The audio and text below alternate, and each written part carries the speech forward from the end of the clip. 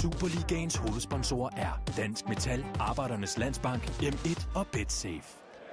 Velkommen her til NemCH Arena i Herning, hvor vi i de tidlige aftentimer har fornøjelsen af at byde på et opgør, der er sagt med en gennemtykket kliché har uhyre stor betydning for begge mandskaber. FC Midtjylland har indtil videre haft en temmelig svingende sæson, og det betyder, at uldjyderne skal til at have nogle sejre, hvis de skal på færden af sidste sæsons bronzemedaljer. Dem var Brøndby og deres tilhængere ikke i nærheden af sidste år. Det er holdet bestemt heller ikke lige nu. Auri Skabalius' mandskab, de har nemlig kun vundet en enkelt af de første 9 kampe, og derfor så er nedrykningsspøgelset efterhånden blevet noget, som man også skal tage meget, meget alvorligt i hårdt trængte Brøndby.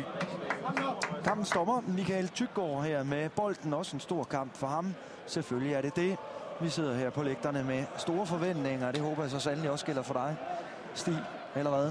Jo, jeg glæder mig da rigtig meget til det her opgør. Man kan sige, uanset hvem der egentlig vinder, hvis vi får en vinder, så er det modsatte hold jo fortsat et eller andet sted i krise. Ja, for vi kommer altså ikke udenom, at det er 2 mandskaber, der er kommet skidt i gang. En enkelt sejr bare til dem her, og jubler over indtil videre i hvert fald, betyder, at Brøndby de stille og roligt er dumpet ned igennem tabellen. Ligger i øjeblikket på en 10. plads. Af point med Silkeborg, der ligger lige under nedrykningsstregen.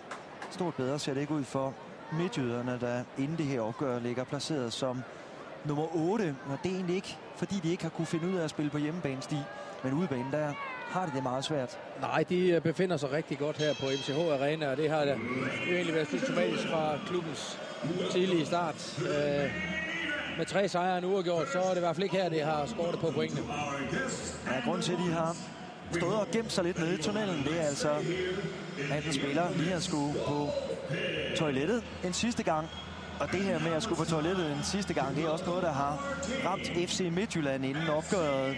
Det kan vi lige vende tilbage til, når startopstillingen den kommer. Nu får vi i hvert fald de 2 mandskaber ind her på MCH Arena ind til det her glade publikum. Hede Strenge står dernede blandt de mest inkarnerede fans hos FC Midtjylland, og det er en ganske glimrende kulisse, der skal spilles i. Tæt ved udsolgt er der herude i Herning, og det er altså et blændende fodboldstadion, skulle jeg hilse og sige. Og det er bestemt også en blændende fodboldbane, de skal ind og spille på. Michael Tyggaard med et billede, altså kampens dommer, som skal lede slagets gang. FC Midtjylland, de har aldrig tabt med ham her ved fløjten. Til gengæld så har Brøndby aldrig vundet. Og lad os lige komme ned på sidelinjen. Jesper Simo, han har fat i de 2 holds trænere. Ja, vi starter herovre ved dig, Glenn Riddersholm. Ingen hemmelighed, du er nødt til at skifte en del ud, også nede i bagkæden. Hvordan er din egen mavefornemmelse her kort før kick-off? Ja, men det er jo med spænding, vi ser frem mod det. Ikke? Igen har vi måttet ændre, og det er selvfølgelig ikke det er jo drønærgerligt for os. Så det, min mavefornemmelse er, at jeg glæder mig til at se, hvem der tager ansvar den dag. Vi har brug for nogen, der tager et stort ansvar. Får vi ellers lagt tryk på Brøndby med vores velkendte offensiv på hjemmebane, jamen så er jeg fortrøstningsfuld. Vi får se, tak skal du have. Lad os prøve at komme over i den anden ende af lejen herovre står, nemlig Brøndby cheftræner, det er selvfølgelig Auri Skabalius. Og Auri Skabalius, du var inde på mig, du sagde til mig en kamp, noget agerighed vil du gerne se, men derudover, hvordan tror du så, at de skal gribe de her an? I mangler blandt andet Simon McKinnock helt op i front. Jamen, Åke er jo hurtig, så vi selvfølgelig prøver at også udnytte det og til bagrum. Og hvordan tror du, at Midtjylland de vil attackere jer i indledningen af den her fodboldkamp? Jamen, som vi snakkede, og det bliver meget fysisk fra starten af. Vi får se. Tak skal du have. Ja, 2 fortrøstningsfulde trænere. Her har vi den yngste startopstilling hos FC Midtjylland i sæsonen. 23 år og 16 dage er de i gennemsnit. Især i forsvaret, der trækker alderen gevaldigt ned. Det er rene mælketænder, de stiller med. Christian Bak er jo som bekendt ude, det samme er også Jesper Julesgaard, der er blevet syg i nat. Og så er Morten Duncan Rasmussen også ude af startopstillingen i forhold til mandagens kamp imod AGF. Det betyder, at Danny Olsen han bliver rykket op som en slags falsk nier. Det betyder altså, at Sylvester Igbun og Rilvan Hassan det faktisk kommer til at operere som de 2 forreste folk hos Midtjylland. Lad os lige skynde os og se på Brøndbys startformation blandt dem. Altså Frank Semo, der ligger på den defensive midtbane sammen med Mike Jensen. Og altså fans, som er forventningsfulde. Michael Tørnes på mål selvfølgelig. Et forsvar, hvor Brøndby de må undvære Anders Randrup, som er hjemme med sygdom. Daniel Norouzi kommer med. Det betyder, at Jens Larsen bliver rykket over som højre bak. Samme midtbane, som tilfældet var det i sidste uge mod AC Horsens. Og så altså Simon Makina Christoffersen, der er ude med en skade i baglåret. Afløses af Oke Akbo Veta. Stig, sådan 2 lidt skadesplade mandskaber. Det burde jo egentlig gøre det lidt mere interessant. Ja, det kunne da godt skabe lidt uro, må man jo sige. Specielt i en bakkæde, hvor man så skal se bort fra 2 af stamspillerne. Men som Glenn Riddersholm er inde på, så er der jo nogen, der må vise sig at tage et ansvar. Og som træner er det jo også interessant indimellem at se, hvem det så lige måtte være. Jeg vil sige, du er inde på det omkring mælketænderne. Det er jo unge spillere, man forlanger, der skal tage ansvar. Men det må Glenn Riddersholm jo vide, at de er i stand til. Derfor har han bragt dem i spil. Og omvendt kan vi sige med Brøndbys, ja, så synes jeg måske ikke, at det er sådan et stort minus for dem, at de får Strøger Larsen over og spille på højre kant, hvor han så kan komme op med hans gode højre ben op ad kanten i nogle overlaps. Godt nok på Quincy Antipas, vi så på grafikken, at det var Rommedal, der skulle spille højre kant, men vi ser her i starten, at det er Antipas, der ligger over på Brøndbys højre kant og Rommedal på venstre. Ja, det er i hvert fald noget, de skal tumle med derovre hos den unge Jesper Lauritsen. Jeg har været inde omkring U21-land, så altså ham, der kommer ind som afløser for Jesper Julesgaard. Julesgaard, der blev syg i nat, blev testet inden kamp, men han kunne altså ikke spille, og det gav dybe panderynker i panden på Glenn Riddersholm. Det er et meget skadespladet hold, som han kommer til det her opgør med. Tim Jansen, Kolja Frie, Christian Bak, Morten Duncan, Mads Wiel, som er nogle af de navne, der ikke kan være med. Her lige en hård duel imellem Jens Larsen og Van Hassan.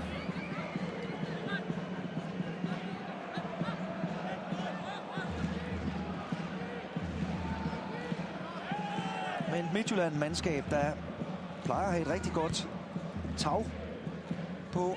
Brøndby har vundet de seneste 3 hjemmekampe, og faktisk alt i alt vundet de seneste 4. Brøndby, der også har lidt sit største nederlag i Superliga-historien herude på MCH Arena. Det var i 2007, da man tabte med 0-5. Her er der frispark til Brøndby. Mark Jensen, der ligger en kugle ned i kanonløbet. Ja, vi skal helt tilbage til maj måned 2010, siden Brøndby har de ikke fået en sejr her på MCH Arena. Så det er selvfølgelig noget siden, men alt andet lige må man sige, med den opstilling FC Midtjylland kommer med i dag, og Brøndbys lige så vil jeg sige, at muligheden foreligger i dag til, at det kunne være dagen i dag, hvor Brøndby kunne trække det længste strå.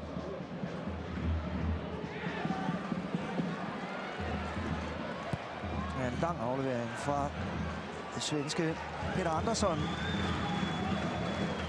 Peter Andersson, der altså kom til Midtjylland fra Groningen i sommer. Store forventninger har der været til ham.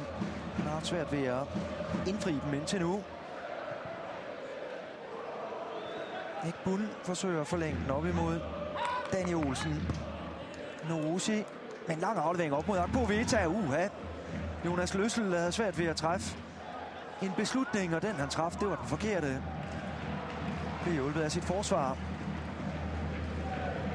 Ja, de har været inde på det i studiet omkring Løssel. Han var selv vældig tilfreds med sin sæson, men der har været noget svingende noget med ham. Ja, den har ikke været prangende, vil jeg sige, og jeg husker da også et stort forsvarskiks, og et kiks af ham især mod Silkeborg her, som førte den eneste kamp ud af de 4, de har spillet på hjemmebane i år, hvor de ikke fik 3 point. Der er det Løssel, der simpelthen laver en kæmpe brøler ude på kanten, så jeg tror, det var Marvin Poiré, der kunne gå igennem og score til 1. Så det har ikke været helt prangende for Løssel, og heller ikke i spillet med fødderne har han virket helt overbevisende. Der var også lige et spark her til at starte med, som stort set ikke engang kunne komme ud af feltet. Ja, det er en mand, vi holder skarpt øje med. Så han advaret noget. Manden med den grønne trøje. Ja, et bund, der ikke kunne holde balancen.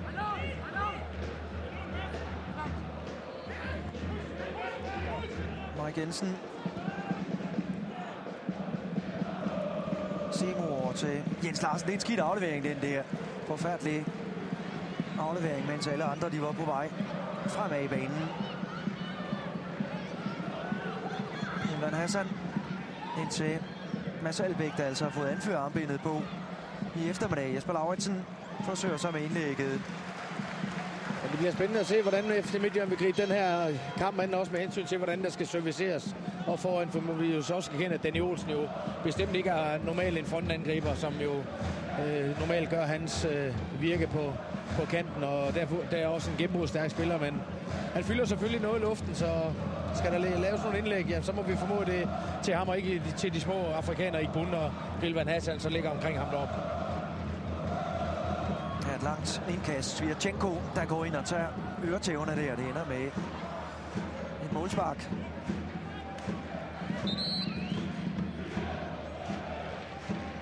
Ja, Jens Larsen, der lige går over og klager over, at han har ondt i fingrene. Michael Thygaard, der lige skulle kigge lidt til ham. Jens Larsen, der kom på scoringstavlen imod Horsens i søndags. Et opgør, som endte uafgjort 2-2.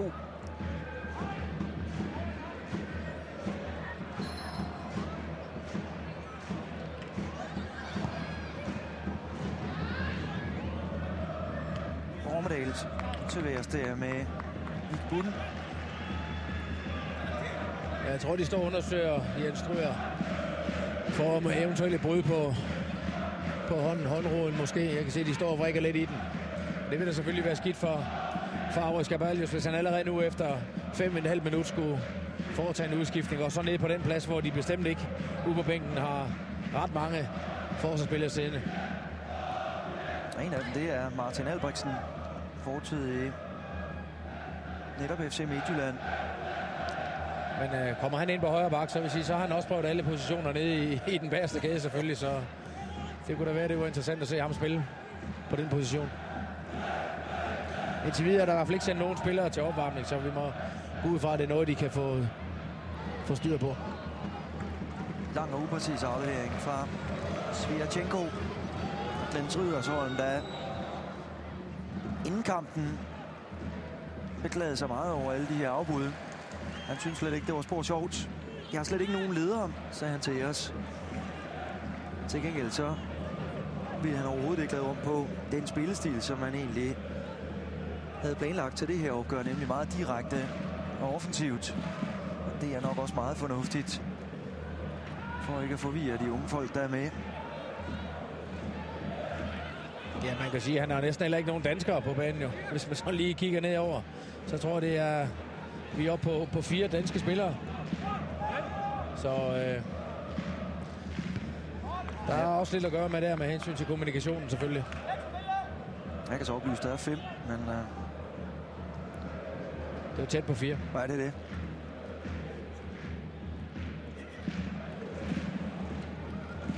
Her er en af dem, Mads Elbæk, som er med igen efter rygproblemer, der holdt ham ude af mandagens opgør imod AGF. Og ham må vi trods alt kunne forvente også, at han kan tage noget ansvar. Han bærer også anfører armbind på det danske 21-landshold, så det er vel ikke helt skidt, at han har fået lov til at bære det her i dag også. Og så må han jo være den, der tager teten, hvis der er behov for det. Ellers så må man jo formode, som vi ser lige her i Midtjylland i hvert fald, meget på bolden, at det er også det, de vil forsøge på at være. Og spørgsmålet er så, om det er det, de er bedst til, eller om det ikke er det omstillingsspil, der egentlig er deres helt store styrke. Men på hjemmebane har de i hvert fald stor succes med at spille boldbesiddende fodbold.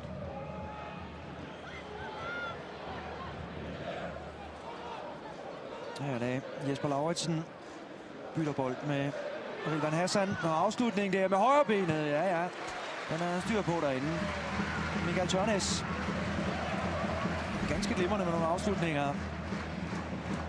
Ja, det fejler bestemt ikke noget. Man kan sige, kvaliteten af den der var så måske ikke lige helt i top.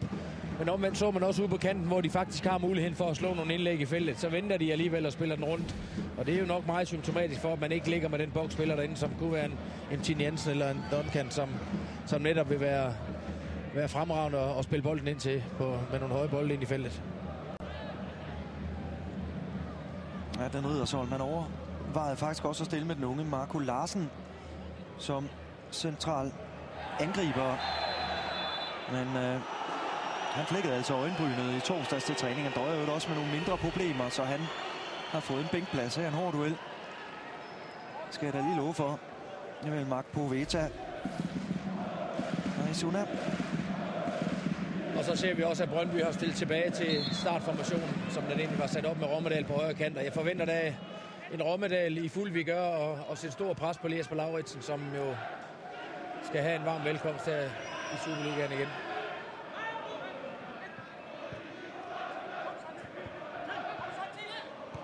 Simo sparker væk op imod Quincy Antipas. Og netop Antipas, som også, må man jo sige, at i Sønderjyske, der var han i hvert fald i fuld vigør og med stor selvtillid og tro på egne evner. Det vil sige, den første kamp, jeg så Brøndby spille i sidste weekend, der var det altså ikke, ikke prangende fra Antipas' side, så jeg håber ikke, at det er Brøndby-trøjen, der tynger ham. Det var det bestemt heller ikke her for Frank Simo. Farlig boldtab, men Danny Olsen, han var eneste Midtjylland-spiller, der var langt med fremme. Mikkel Thyssen, pibekoncert ned mod ham, skyldes jo altså hans nære fortid i FC Midtjylland, og så er det jo altså også meget populært, når han fumler med bolden. Det kan ikke være anderledes.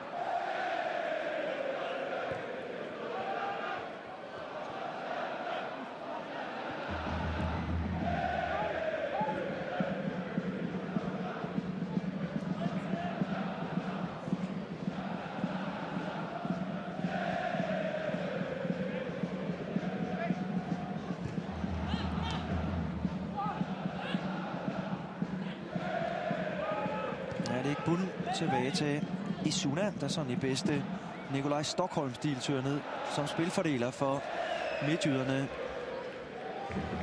Det er blevet helt moderne, det der med at tage den defensive midtbanemand ned og føre bolden frem. Ja, de må have set landskampe. Svirchenko, der ikke får hættet ordentligt. Det er en svær bold, den der for Jonas Løssel. Det gør han nu ganske udmærket. Det var Noah Utola, som lige sat sin målmand på prøve der.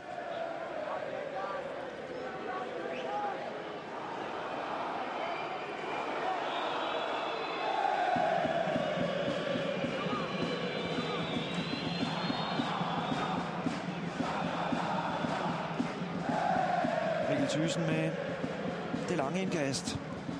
Igen Svirchenko til værs, og så var det Antipas, der forsøgte sig. Norosi ind i farzonen igen. Goodson forlænger den. Ja, Antipas, han er hurtig på tæerne der med en god tackling. Rigtig god tackling af Vichafanye, den argentinske højreback hos FC Midtjylland. Rommedal med afslutningen, men den er udenom. Ganske godt pres, de får lagt her, Brøndby. Ja, vi må sige, der så vi lidt aggressivitet og godt genpres fra Brøndbys side. Og man siger, her efter cirka 12 minutter spil, så er det også på tide, at der kommer lidt nærkampe, og der kommer lidt gang i den her kamp, fordi den kulisse, der spilles i, den indbyder i hvert fald til, at der bliver sat lidt krig på kniven. Ja, i øjeblikket sangkonkurrence med Brøndbys fans som klare vindere. Pænt fremmøde. Her er det midtjyske af dem. Igen Svirchenko, der kriger i duellen med Apoveta.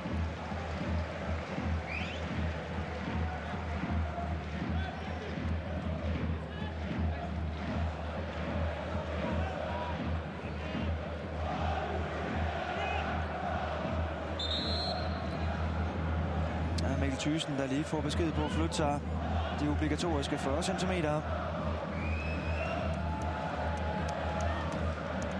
lang indkast mod Goodson, der forlænger den ind foran. Og så var det Rilvan Hassan, der sparkede væk. Så er der noget at løbe på for Mads Albeck. Mads Albeck vipper den over imod Hassan. Han skal fortsætte sit løb der, Rilvan Hassan. Og godt tilbageløb også af Jens Larsen. Isuna holder stadigvæk fast i bolden. Isuna og godt genpres af FC Midtjylland. Vichafanye over imod Rilvan Hassan. Albeck får taklet og hjørnespark til FC Midtjylland. Ja, det var fint Midtjylland kontraangreb, vi så her. Men også godt returløb fra Brøndby. Helt stort set 8-9 mand fra Brøndby kom med retur i det kontraangreb der. Og så en udmærket afslutning på en svær situation for Albeck. hjørnespark, som Danny Olsen tager sig af. Elvan Hassan står inde og irriterer Tørnes. Albæk til værs. Der er indkast til Midtjylland, bliver det.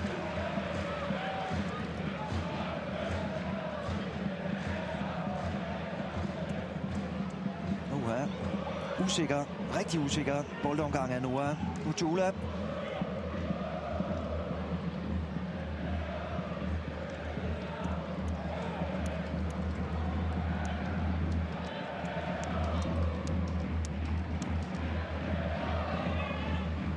Godt udkast af Løssel der. Igbun tager den med sig, han kommer nemt udenom Norusi. Fantastisk lavet af Igbun. Peter Andersson samler den op. Han har masser af tid til at slå den ind i feltet. Vishafanye tøver lidt der.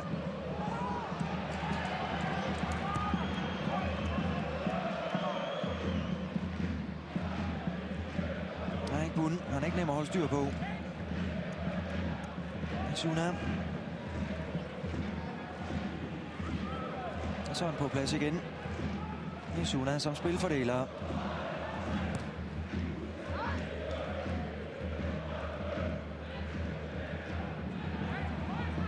Godt rum, han finder der.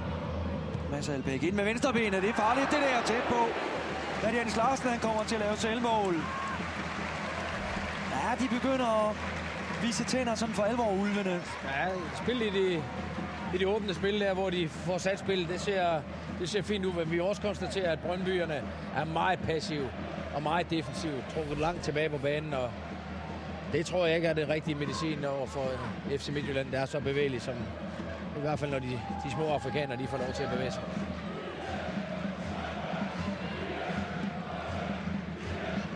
Danny Olsen igen med højrebenet. Og igen. En af skåret han står meget fri. Ochola der. Mike Jensen. Når tak på Vita, så skal han holde fast i bolden.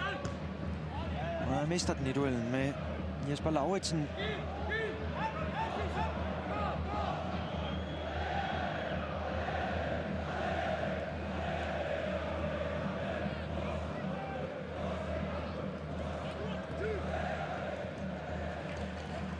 De tager altså bedst fast. Midtjylland-spillerne. Her var det så til gengæld Frank Semo derude med nummerne forrest i duellen med Danny Olsen. Danny Olsen er kommet på højkant igen nu. Og så ser vi Brøndbyerne står med stort set 10 mand helt ned på foran eget felt. Og en svag afslutning. Og så skal der deles en advarsel ud. Det bliver til Frank Semo. Og det synes jeg faktisk er rigtig godt dømt af Michael Tyggaard.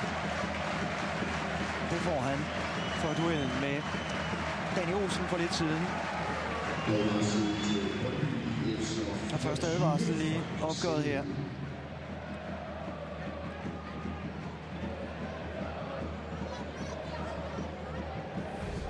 Men det er i hvert fald ikke et Brøndby-mandskab, som strutter af selvtillid. For med den opstilling, som FC Midtjylland kommer med, så må man sige, der kan man på papiret i hvert fald sige, her har vi noget at komme efter. Men de stiller sig meget langt tilbage, og hvis de fortsætter sådan, så skulle det undre mig meget, hvis ikke FC Midtjylland scorer. De plejer at score, når de møder Brøndby. Det gør de i hvert fald. De plejer også at score, når de spiller på hjemmebane. Det har de gjort i de seneste 43 hjemmekampe, der de scorede hver eneste gang. Her var det Danny Olsen, der igen var involveret i et eller andet, men Tyggaard, han vinker afværgende. Han går og ømmer sig lidt. Danny Olsen er jo tvivlsom til opgøret på grund af både ankel- og lyskeproblemer.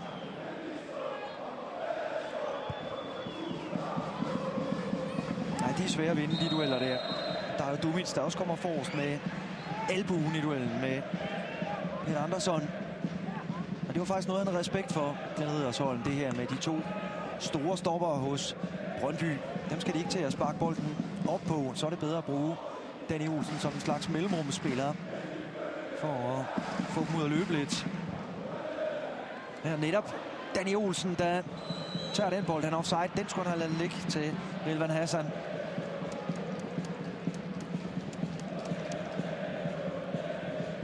Det har i hvert fald været noget bedre som vi ser her også, Rilvan Hassan løber på det rigtige tidspunkt derude. Kommunikationen der, og så går han bevæge sig ind i feltet og være farlig derinde, så forkert beslutning selvfølgelig af Danny Olsen her. Men det er nemt nok at sidde her med bakspejlet.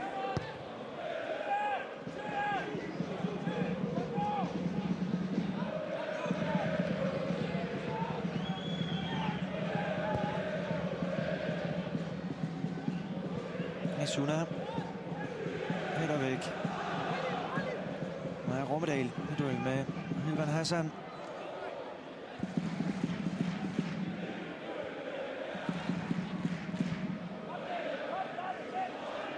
Dumic med mulighed for at føre bolden frem efter Norusi. Ja, der bliver han altså den lille i duel med Igbun, der er så frygtelig stærk. Isuna. Det er rigtig godt holdt fast, det er Isuna. Misha Fanje.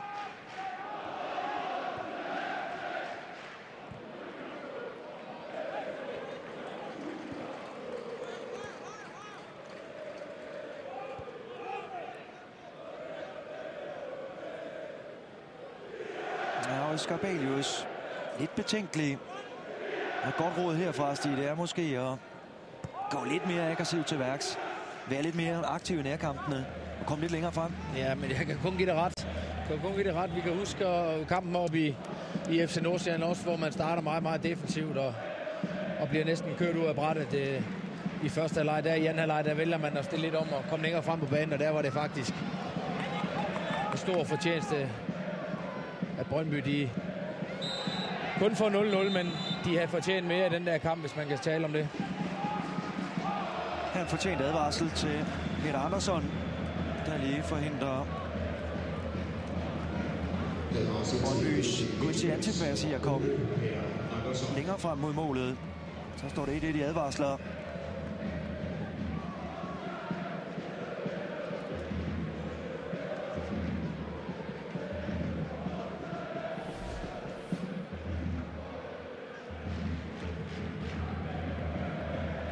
Mike Jensen, der sparker frisparket.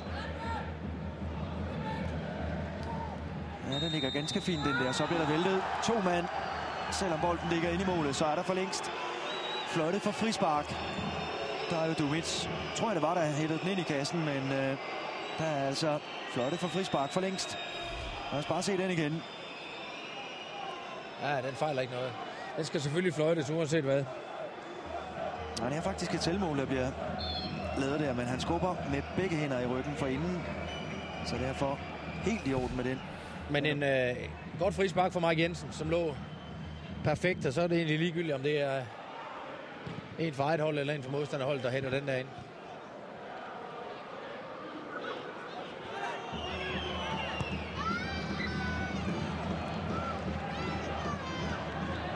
Jeg er lidt i tvivl om de skal gå helt op og presse Midtjylland, eller de lige skulle bakke lidt. Det betyder, at Brøndby lige fik muligheden for at spille sig ud af situationen.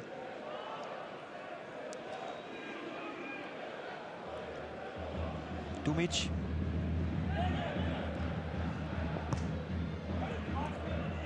Ja, Thyssen, der ikke får fat i den.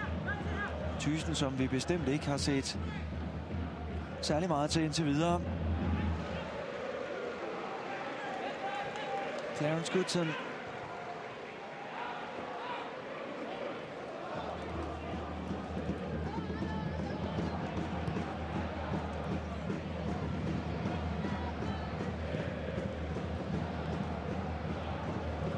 Ja, vi er mere end halvvejs igennem første halvleg. Ikke sådan lige. Den her kamp, vi har rigtig godt af et mål. Nej, det vil jeg også sige. De store chancer at rapportere hjem om. Indtil nu. Dumic med en aflevering. Og så igen usikkert dernede af Noah Mottola. Han fik sin Superliga-debut mandags, da han blev skiftet ind mod AGF. Og ikke hånd på. Det er ikke bund.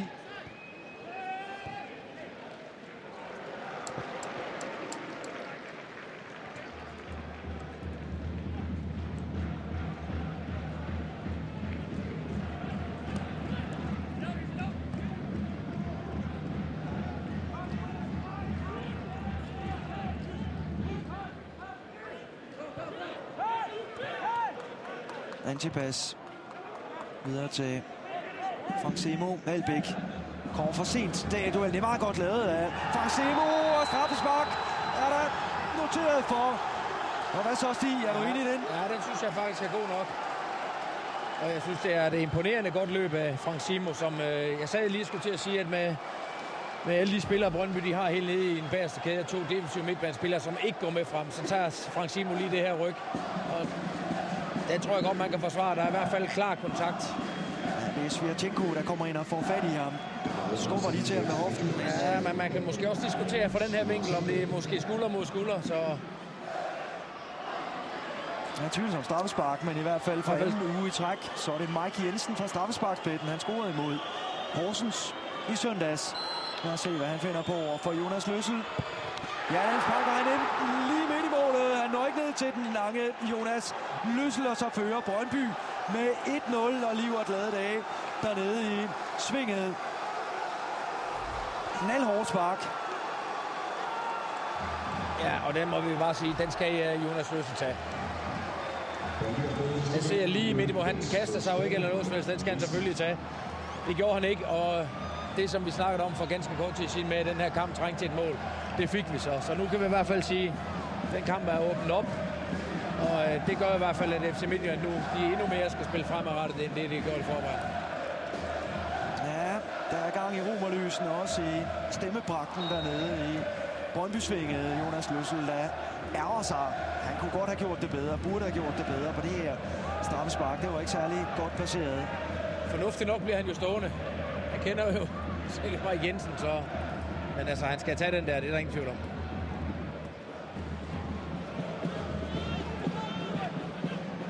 Det er jo det farlige ved det, at skyde bolden direkte midt i mål. Hvis målmanden bliver stående, så ser man lidt dum ud. Men her må vi sige, at Mike Jensen slap heldig fra det.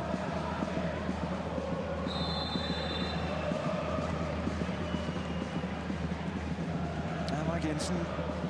Anden sæsonscoring, så har han delt topscorer sammen med Simon McKinnock. Kristoffersen, Erik Svirchenko, der fik advarsel for at begå straffesparket, og det var altså et tvivlsomt et af slagsen, synes jeg nok. Jeg glæder mig til at høre Esben Hansen og Erik Rasmussen og Gravgaard i pausen, hvad de synes om den situation. Ja, så kan vi sige, at Quincy Antibas har også lavet 2. Det er så godt nok ikke for Brøndby.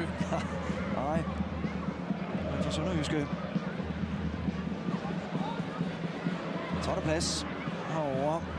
Elvan Hassan, og så smider Peter Andersson, så han er travlt med at komme ud. Ja, men det her det er jo sådan en kompensationsdom, fordi den der kan jeg ikke se, der bliver gjort nu af. Det må enten være målspark eller straffespark. Christian Bak sidder og hygger sig med Kolja Frie og Tim Jansen. Tim Jansen, der døjer med en lyskeskade, Kolja Frie med 2 diskusprolapser i lænden. Og så altså Christian Bak, der har brækket en tå. Den kunne de godt have brugt i eftermiddag. FC Midtjylland. Kort variant, Danny Olsen. Mike Jensen.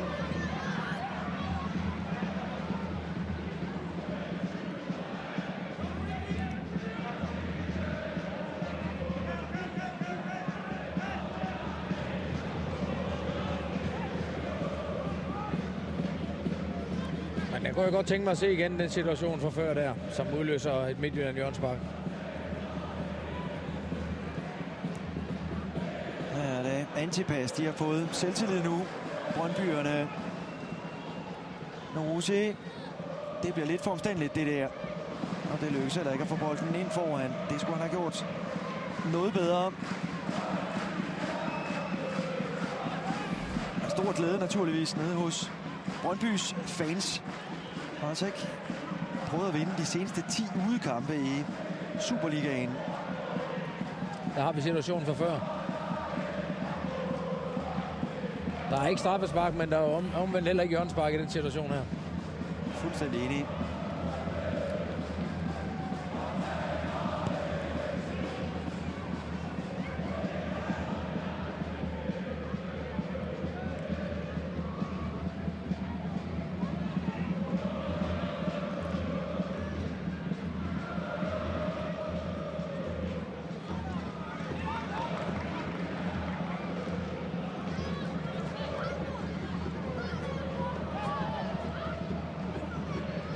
godt højt pres af FC Midtjylland, som også kvitterer ved Europa bolden.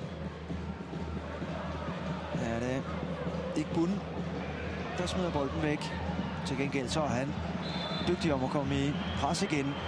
Lave frispark på Norusi. Og husk altså, i pausen, der får vi besøg af Stig Tøstings fætter BR, som altså skal trække en vinder i vores konkurrence. Det bliver spændende at høre, hvad han har at sige til Michael Gravgaard. Fætter BR altså.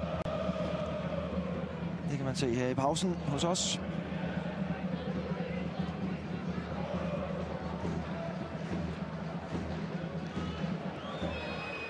Ja, det er Tørnes ud til Dario Dumic.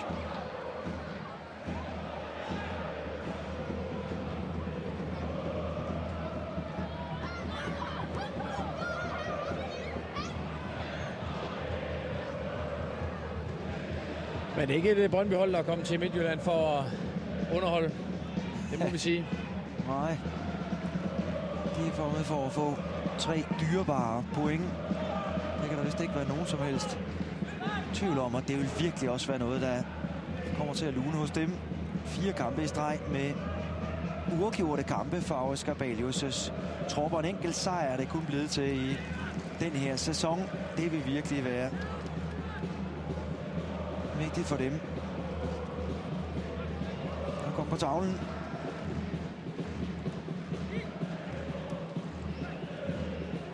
Isuna. Masser af plads til Igbun. Overlapper Vishafanye. Det går lidt for langsomt, når de bygger op med jyderne. Jesper Lauritsen.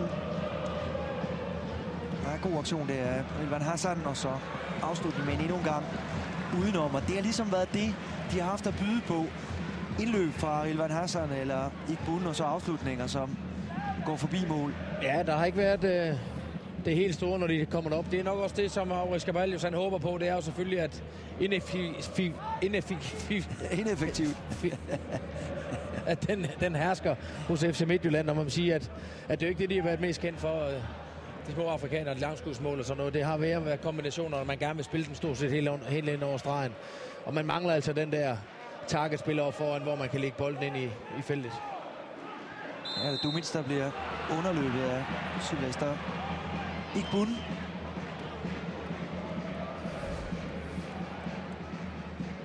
Så er vi nu, mine damer og herrer, at de børn, der har deltaget i Hop og Hult konkurrence herude foran MCH Arena, skal vi godt efter. Vi har nemlig fundet 3 vindere i Rodeo fodbold. Og de 3 vindere, det er Klitman Dalgaard, det er Mathilde Lauritsen, og det er Isabella. Ja, det er Dennis Rommedal. Tillykke til Klitman, Mathilde og Isabella. Jeres gevinster, den kan I afhænge. Ja, Simo mister bolden. Det kan godt være, at han er blevet lidt overmodig, efter han fremtvang en straffespark med en glimrende soloaktion. Akpovita, hvor blev bolden af? Ja, det var ellers en fremragende dribling fra Akpovita, men han mister så bolden alligevel.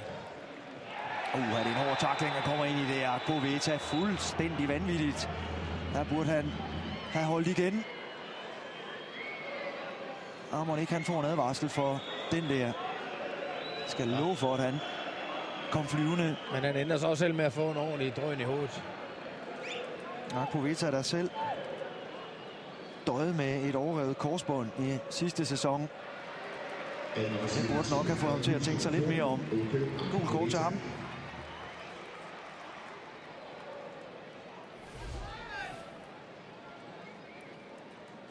Og han kommer ind med begge soler i vejret. Fortjent advarsel. Glenn Riddersholm, der lige får en påtale dernede på sidelinjen af fjerdommer Dennis Mogensen. Ja, så har vi også set fjerdommeren i aktion.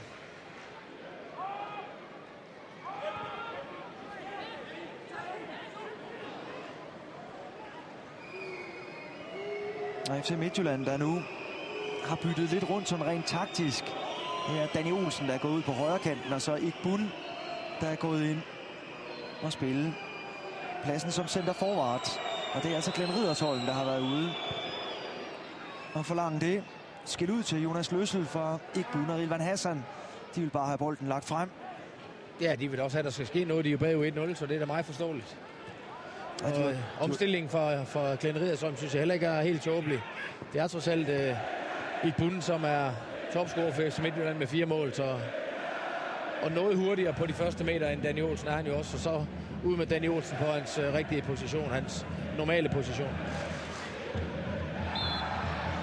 Ja, frispark til Midtjylland. Og husk altså senere i aften fra 19.30 vores debatprogram. Frispark. Der løber af stablen blandt andet med Rasmussen og Stig Tøfting, der får lov til at være smagsdommer for deres efterfølger i AGF. Peter Sørensen, det skal nok blive lystigt. Det skal det helt sikkert. Jeg har på fornemmelsen, at der er lidt i posen. Nej, det går jo godt for AGF, så... Ja, får vi lige frisparket, der bliver sendt ind over. Clarence Goodson er hætter væk.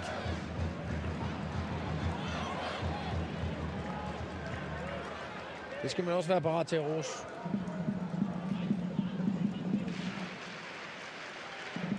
Og frispark, der altså kan følges her på Kanal 9 fra klokken 19.30. Og husk endelig også vores store spanske fodboldkamp i aften 21:25. Opgøret fra Madrid mellem Rayo Vallecano og kriseramte Real Madrid. 21:25 altså her på Kanal 9. Jesper Lauritsen blev taklet.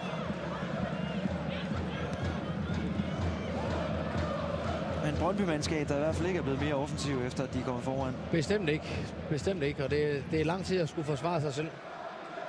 Jamen, indtil videre så går det.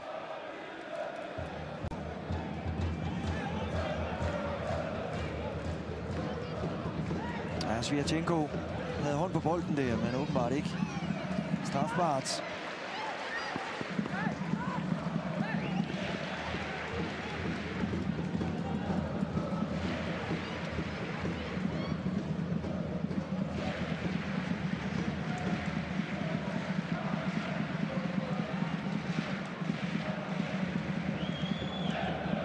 Hvis den her første halvleg ikke har været så vanvittigt opløftende, så kan man sige, det som statistikken også siger, det er sæsonens 2 dårligste hold efter pausen. Så det tegner ikke til, at det bliver et festfyrværkeri, vi får i dag. Men vi har jo selvfølgelig lov at håbe.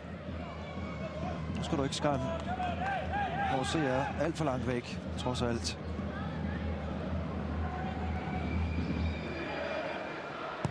Her er det Løssel. Fin aflevering fra ham over til Jesper Lauritsen. Og så frispark begået af Quincy Antipas, der igen har byttet plads med Dennis Rommedal. Ja, det må jo hænge sammen med det defensive, for det kan da ikke være frem af banen. Der ser vi ikke nogen af dem. Ja, Rommedal bedst til at sparke væk med venstre ben. Så derfor ham, der spiller ekstra vensterbak. Her er det Lauritsen, der jagter, men godt forsvarsspil af Jens Larsen.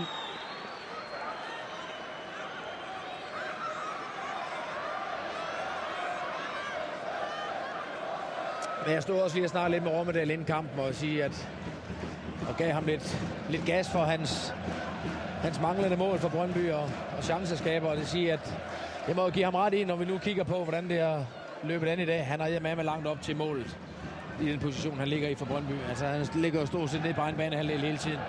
Og så er det altså selv en raket som Rommedal. Han løber altså ikke lige fra de øvrige Midtjylland-spillere på 70-80 meter. Nej, det er klart flest defensive pligter, han har her. Sylvester Igbun. Albæk, masser af plads derovre i venstre side. Elvan Hassan, og så skal han ind og forsøge sig. Overlader bolden til Isuna. Han nåede ikke frem til den. Det er godt defensivt arbejde der. Der er Elvan Hassan. Jens Larsen med en aflevering. Jens Larsen, Antipas. Skudmulighed til Jens Larsen med venstrebenet. Ja, der ligger en Midtjylland-spiller skadet, så er det Igbun, der jagter den der. Clarence Goodson. Og så er spørgsmålet om ikke, der er frispark der. Det bliver ikke markeret. Og han er selvfølgelig tosset. Igbun. Erik Sviatchenko ligger skadet, og derfor så er kampen i øjeblikket afblæst. Ja, spørgsmålet er, om der ikke kan fløjtes på den her.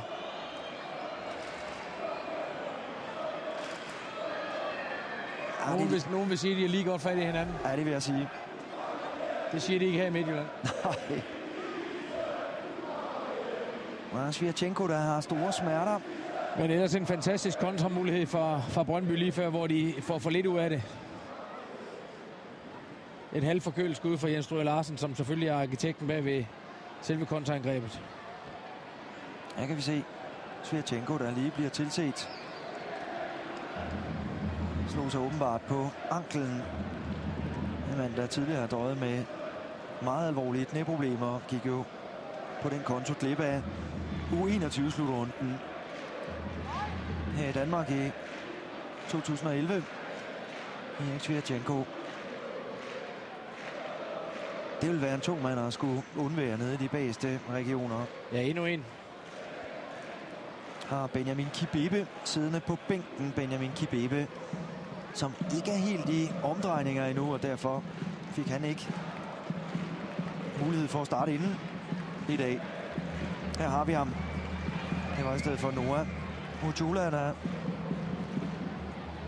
blev sendt i aktion. Ja, det ser ikke godt ud med Svirchenko. Han har lagt sig ned igen nu. Ja, dommer Tyggaard har bedt om at få en borger ind på banen. Den kommer der. Ja, det er godt nok også mange skader, de har været ramt af i den her sæson. FC Midtjylland, en sand tsunami af skader har ramt dem. Benjamin Kibebe er ved at gøre sig klar til at skulle ind. Men det viser bare, at det jo ikke er den smalleste trup, de så har. Det er jo på sin vis positivt nok, at Steinlein og Ridersholm har en bred trup at arbejde med. Ja, han bliver klappet ud. Erik Svirchenko, han ligner bestemt ikke en mand, der kan fortsætte. Ærgerligt. Med en ny skade.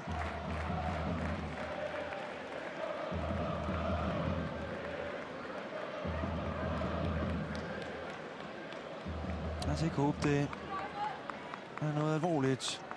Her har ramt Svirchenko, der altså ødelagde korsbåndet i 2011.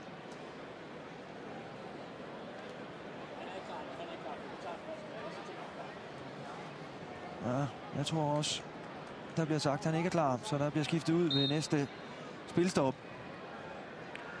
Benjamin Kibebe, der han står klar til at skulle ind.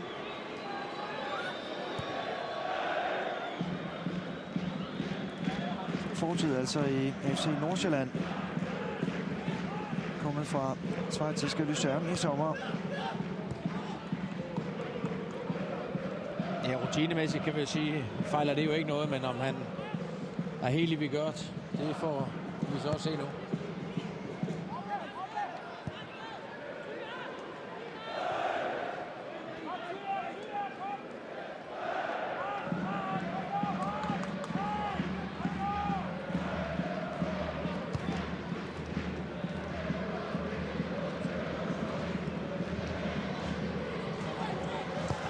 Jonas bakker væk. Men så kan vi godt blive enige om, at vi kommer ned på 4 så nu. Danske spillere. Det nåede vi så. Du har ret.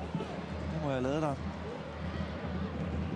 4 danskere med i startopstillingen. Eller ikke i startopstillingen, i opstillingen nu hos Midtjylland, der sparker bolden ud, så de kan blive fuldtallige. Benjamin Kibebe, der skal ind. 30-årige svensker. Erik Svirchenko, William Storen. Tak skal I have. Og ind i stedet for Erik Svirchenko er kommet med nummer 5, Benjamin Kibebe. Her i Suna, der mister bolden noget unødvendigt. Antipas. Men Van Hassan kommer tilbage. Det er godt forsvarsarbejde, det der. Ja, men det er den, jeg tænker på. Det er ikke det, vi er vant til at se fra Quincy Antipas i den situation. Der sætter han sin modstandere. Går ind foran dem, får et fremtundet frispark, eller får at spille bandespil med en af sine holdkammerater. Jeg synes, han er... Det er ikke det samme, vi gør, som vi så ham for Sønderjysk. Ja, det er det hævet fat i Jesper Lauritsen, og nu skal han til at holde sig lidt mere i skinnet, måske. Åke Akpoveta. Jeg tror ikke, han får ret mange flere formaninger af Michael Thygaard, så ryger han ud. Han har fået en advarsel tidligere i halvlejen. Vi er i gang med det sidste minut, der er lagt 3 minutter til i forbindelse med udskiftningen af Svirchenko.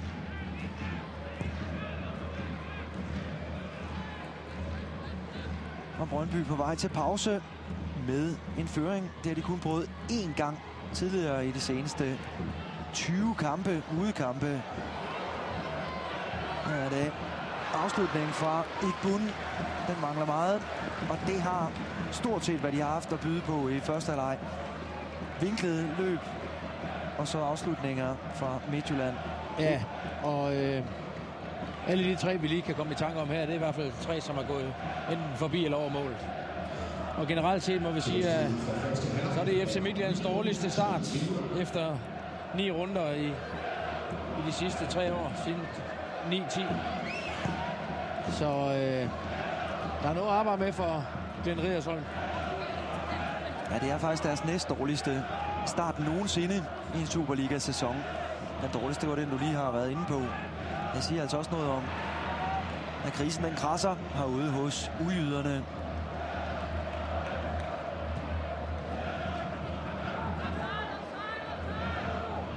Dumins tilbage til Tørnæs.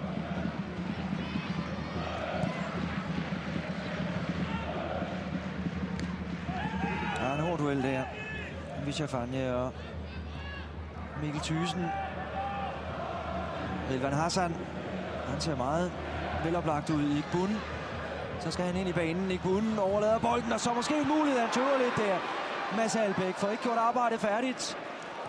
Og diskussion over foran om, hvor den bold egentlig skulle ligge, men ganske udmærket løb af midtjyderne. Ja, fremragende spil. Godt overlap, og jeg synes også, at det er en aflevering, der ligger perfekt. Det er simpelthen Mads Albeck, der opfanger situationen alt for sent.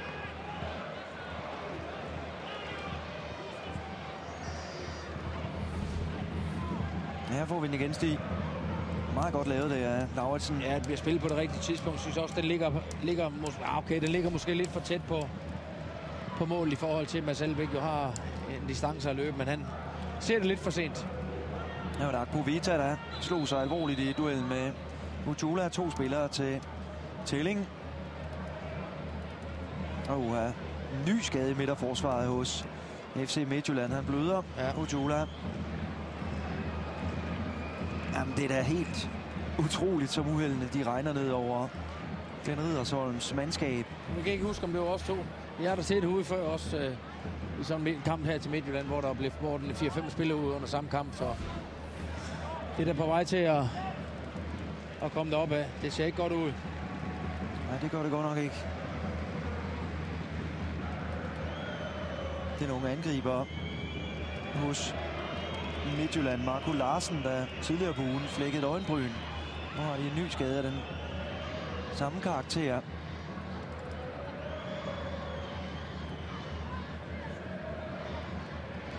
Og vi kan ikke sige, at det er en hård spilkamp. Tværtimod.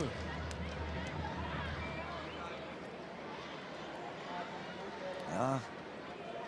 Det ser måske ikke så alvorligt ud, som det går i første omgang. Man kommer langt med nål og tråd. Ja.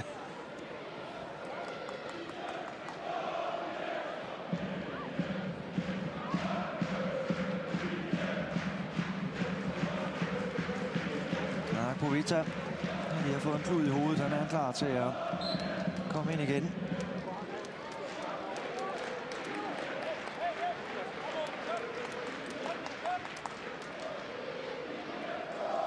Her kommer han ind. Nok Povita. Og samtidig så bliver der lagt en turbanforbinding omkring hovedet på Utula. Sylvester Stallone, han har sagt, det kunne. Gudson, der ikke får fat i ham, den bliver lagt tilbage der mod Mads Albeck, og der blev de i hvert fald udfordret på farten dernede i Brøndbys forsvar. Glimmerne lavet af Igbun. Ja, imponerende. 2 FC Midtjylland-spillere mod 7 Brøndby-spillere, og alligevel kommer Igbun igennem. Ja, det er Albeck, der forsøger så. Det er et udmærket slagskud, han sender afsted der. I overtiden af første halvleg. Her får vi lige den igen.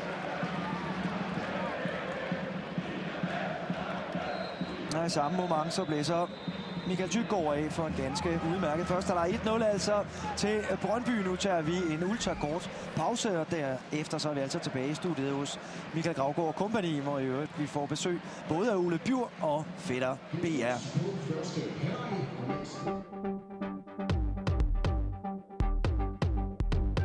Superligaens hovedsponsorer er Dansk Metal, Arbejdernes Landsbank, M1 og BetSafe.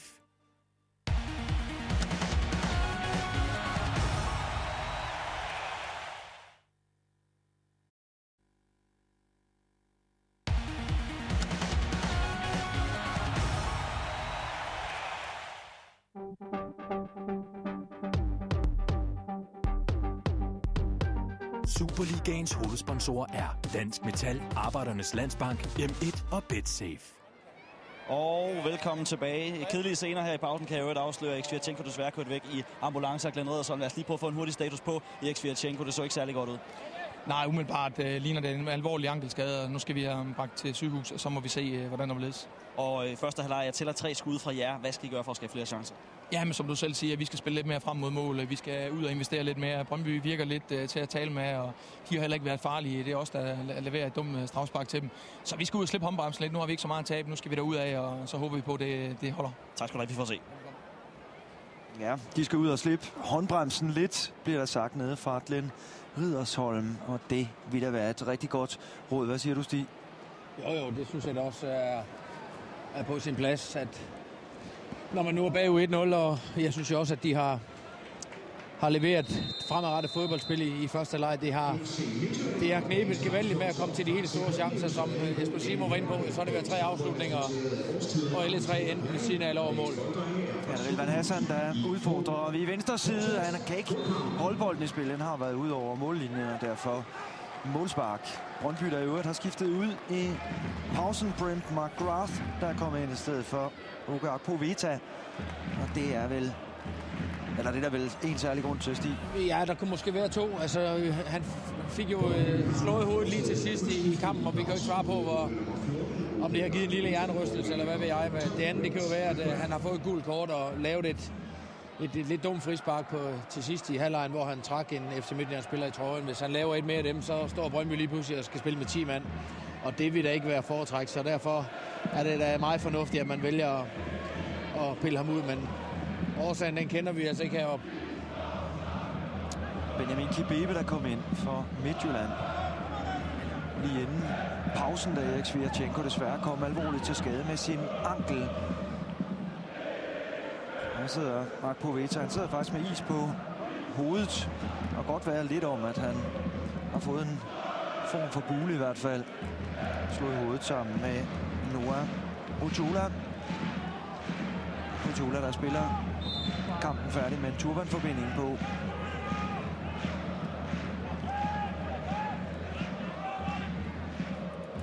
Men Midtjylland-mandskab, der virkelig skal ud og spille fremadrettet fodbold, hvis de skal fremtvinge en udligning her. Brøndby, der egentlig, dem skal vi også rose defensivt, så stod de jo egentlig meget godt.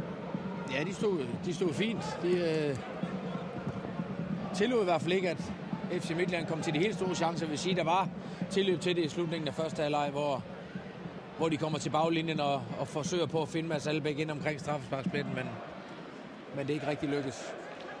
Ja, det er specielt venstresiden med Relvan Hassan og Jesper Lauritsen, der har voldt Brøndbys forsvar problemer.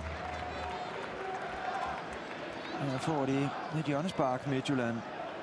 Danny Olsen der sparker. Han har til gengæld været temmelig anonym, må vi nok sige. En af de spillere, som virkelig skulle gå forrest hos midtjyderne. Her kommer hjørnesparket over en bagste del af straffesparksfeltet, og så noget af en tackling og en svær en at tage fat i for Tønnes dernede. Hjørnespark.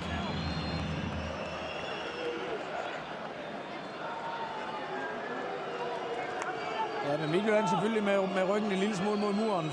Jo længere tid det går, jo bedre for Brøndby, og skal ikke helt underkende, at Brøndbys trods alt hurtige folk, Kvintianse-pladsen, Dennis Rommedal, du kan få muligheden for at løbe fra FC Midtjyllands forsvar i et kontraangreb.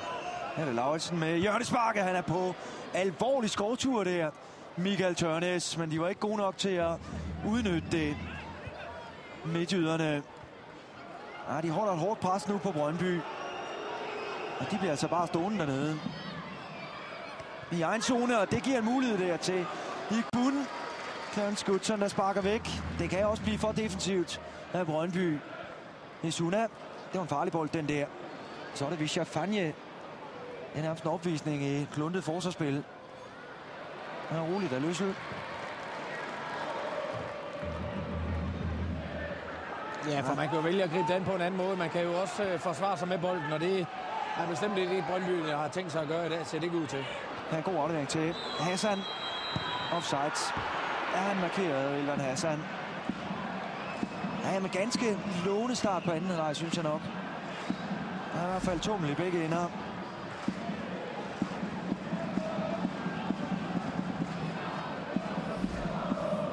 I anledning af, at Fransen kun bliver kampsponsor, så har de afholdt en konkurrence ude foran MCH Arena. Her er der blevet dyst hovedslutsteknikerne. Ja, det er Riddersholm, der sagde til Jesper Simo for lidt siden, at han gerne ville have trukket håndbremsen, eller lagt den ned, må man hellere sige. Så de kommer fra at få nogle afslutninger. De havde altså ikke så mange i første halvleg. Generelt så har de ikke haft særlig mange afslutninger hele sæsonen. Det er faktisk det hold i Superligaen, der har haft færrest af alle hold. Og det er jo ikke noget, man forbinder med Midtjylland normalt. Her er det igen Elvan Hassan. Han har været bedste mand, synes jeg, hos hjemmeholdet. Igbun med venstrebenet. Udmærket afslutning. Ja, det er et tungt pres, de får lagt. Ja, det skulle undre mig meget, hvis det her det skulle kunne lade sig gøre for Brøndby at stille sig helt så langt tilbage, og så kan holde den i 45 minutter. Det er...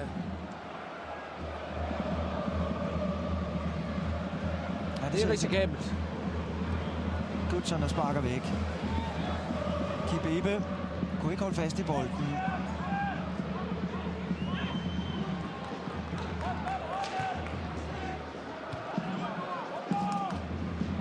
Peter Andersson, som ikke heller rigtigt har kunne sætte sig i scene hos Midtjylland. Det er også en af dem, som skal ind og tage noget ansvar. Og generelt en anden start på hans karriere i Midtjylland. Jo, klart. Det er jo, han må vise sig tangentstokken. Det er jo heller ikke en af de helt unge mælketænder, må vi også konstatere. 27 år han. Så det kan vi godt forlange af ham også spille udlandsfodbold, hollandsk fodbold. Så han har prøvet nogle ting, så selvfølgelig skal han ind og være med til at tage taktstokken. Men jeg synes jo generelt set, så Rilvan Hassan og Igbun er jo dem, som har i hvert fald taget taktstokken i mine øjne med hensyn til at spille fremadrettet fodbold. Og der er far på færd hver gang de kommer med deres besnærende driblinger. Ja, og det er Dennis Rommedal, der er snød. Jesper Lauritsen. Elvan Hassan igen. Ja, han får frisparket. Og spørgsmålet er, hvor længe han har kræfter til at blive ved med at køre de her rush over 50-60 meter. Det er en lang løbetur, han er ude på.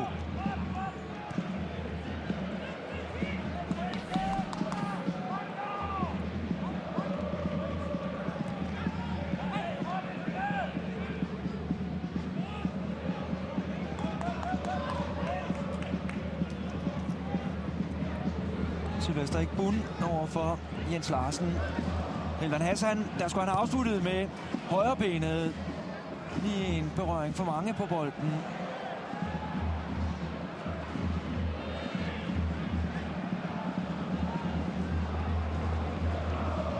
Igbun igen.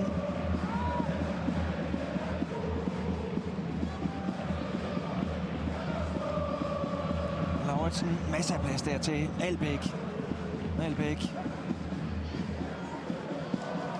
Og så er det Danny Olsen, der lige lagde sig. Han kommer på højkant igen. Brent McGrath. Første boldaktion hos ham. Den er meget vellykket. Afslutning for Brent McGrath. Ja. Det er ganske udmærket af ham. Brent McGrath, der spiller sin første kamp i sæsonen for Brøndby.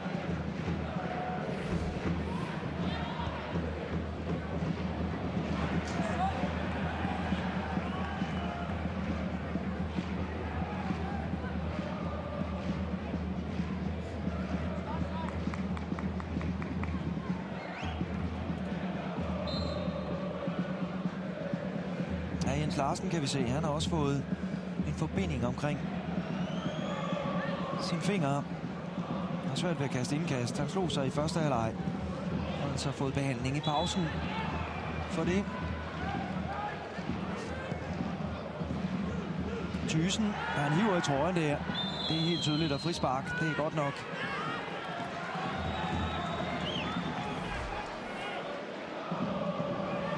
Ja, han har godt fat. Peter Andersson. Mikkel Thyssen.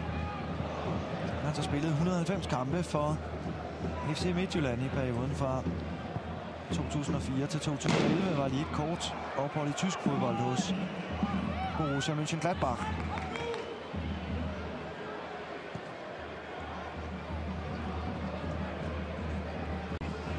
Og nu helt fremme i Brøndbys angreb, så har han også prøvet det.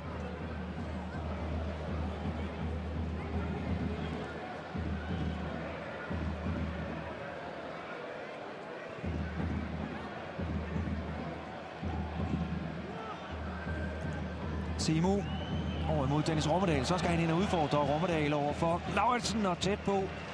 Når Thyssen fik hættet på den der. Han udmærket af Rommedal selvfølgelig, men jeg vil også godt se ham udfordre lidt.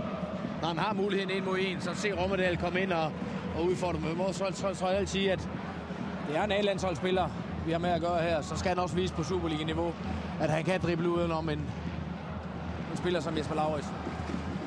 Nick Bund forsøger sig med venstrebenet. Det er jo da ikke noget for slag i.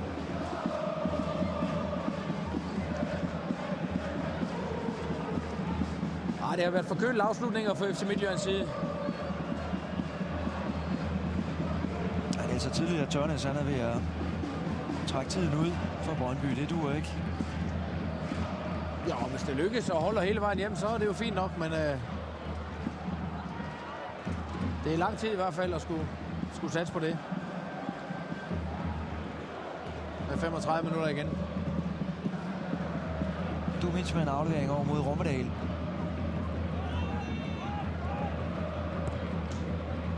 Og det der Brøndby-spil, som vi ser nu, det er noget bedre i hvert fald at forsvare sig på den måde, frem for at man står nede foran eget felt. Antipas. Brent McGrath forsøger at komme i position. Antipas med en afslutning, men den er godt nok rigtig langt ved siden af. Hvorfor står han ærger sig?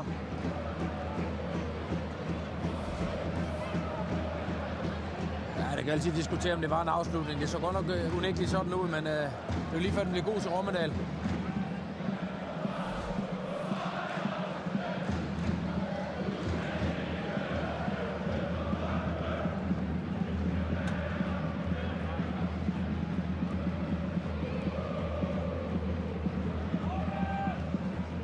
Danny Olsen.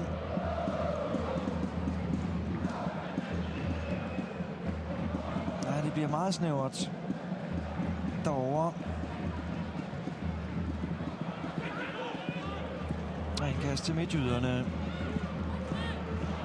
Her er det Martin Albrechtsen, der bliver sendt til opvarmning for Brøndby. Martin Albrechtsen, der er jo skiftet fra Midtjylland transferfrit godt nok til Brøndby her i efteråret.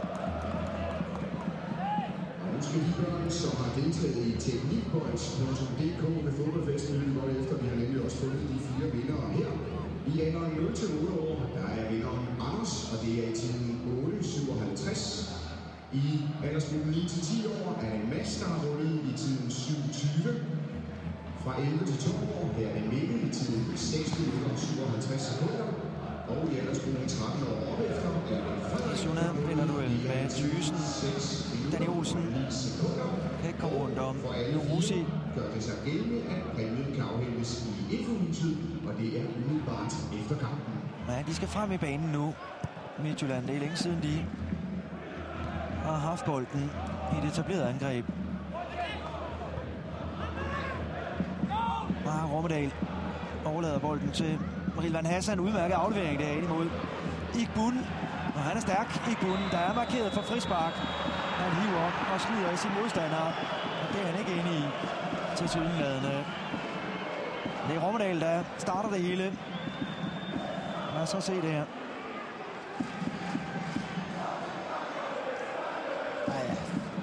Det har jeg svært ved at se, at det skulle kunne udløse et frispark, det der. Ja, det er en kontaktsport fodbold. Det må vi også minde Michael Thygaard om.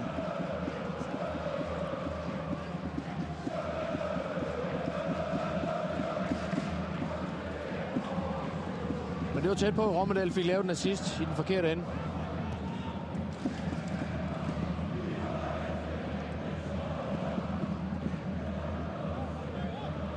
Albæk forsøger at ramme. Ikke bunden. Antibas, der ikke har været ret god i det her opgør.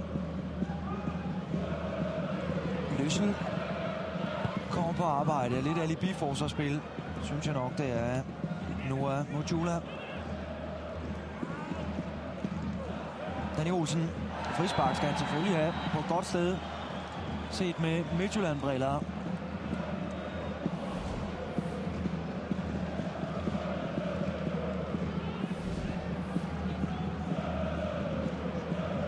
Ja, det er udført hurtigt.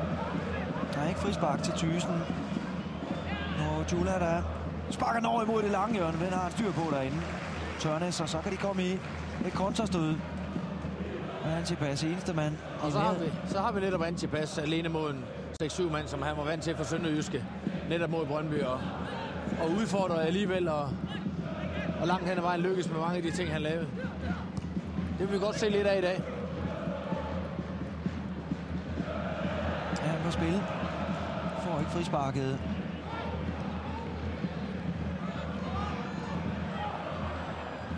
Det er godt lavet det der af målscorer. Mark Jensen. Så skal han ind og afslutte. Bliver stoppet der af Kip Ebe.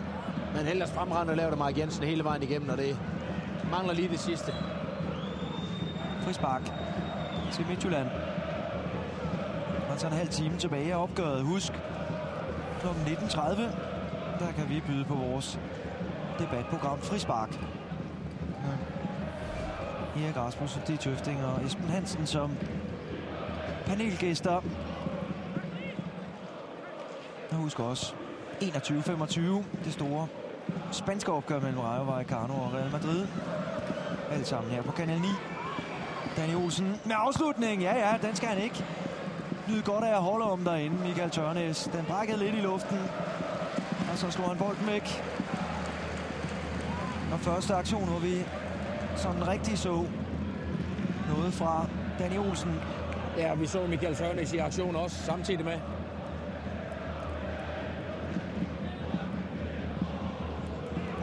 Jesper Lauritsen til ikke bunden med en udmærket afslutning. Han har virkelig fart på det skud der, men den er upræcis. Der er 2 afslutninger, han skulle koncentrere sig om her inden for et halvt minut. Michael Tørnes.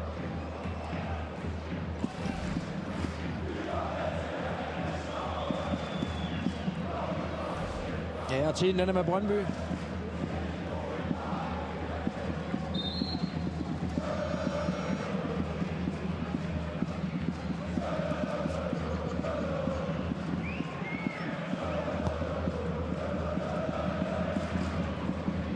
Thyssen til værs, forlænger den op imod Antipas. Det er håbløst forsvarsspil, det er Lauritsen, men selvfølgelig ikke en tilbagelægning.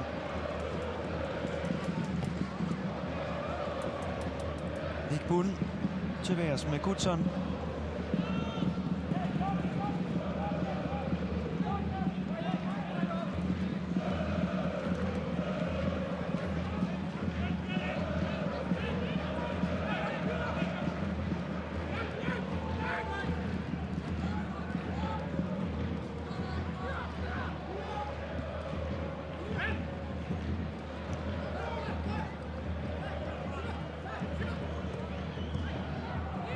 Albæk op imod Rilvan Hassan. Ham kan de altså ikke følge på farten dernede i Brøndby-forsvaret. Rilvan Hassan udfordrer. Så kommer afslutningen der fra Isuna.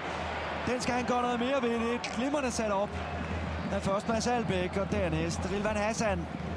Der får vi den igen. Ja, det er godt lavet. Mads Albeck der, som spiller Rilvan Hassan, som vi også helt uselvisk får lagt bolden helt perfekt.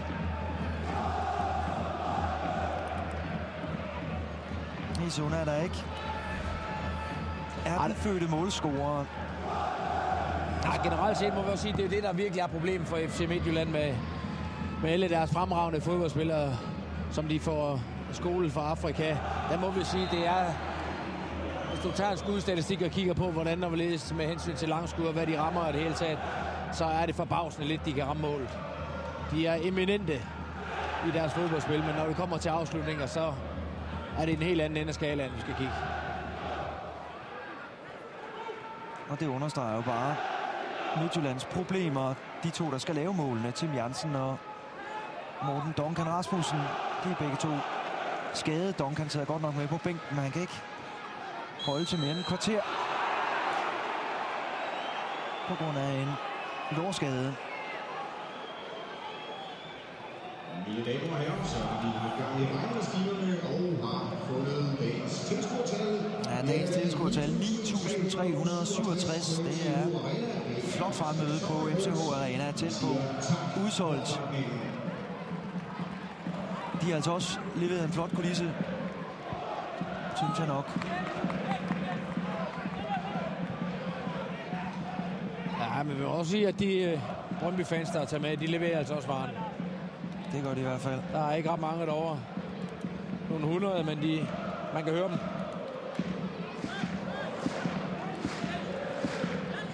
Det er 500 stykker.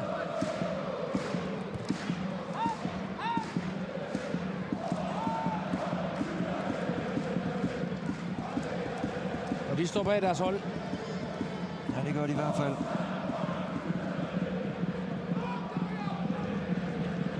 Ja, dagens højder på MCH Arena, det var lige før den. Røg over i messecenteret over ved siden af. Antibas.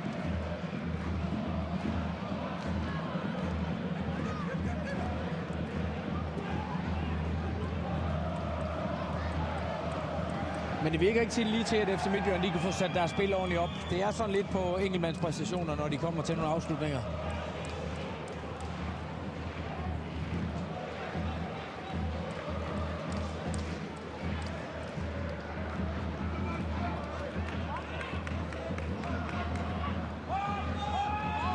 De savner nogle løb hos midtjyderne, derfor må de starte helt nede ved Løssel igen. Men der ser vi også Jesper Lauritsen, der spiller bolden tilbage til Løssel. Hvorfor slår han ikke selv over til Kibebe? Det kunne han lige så godt gøre.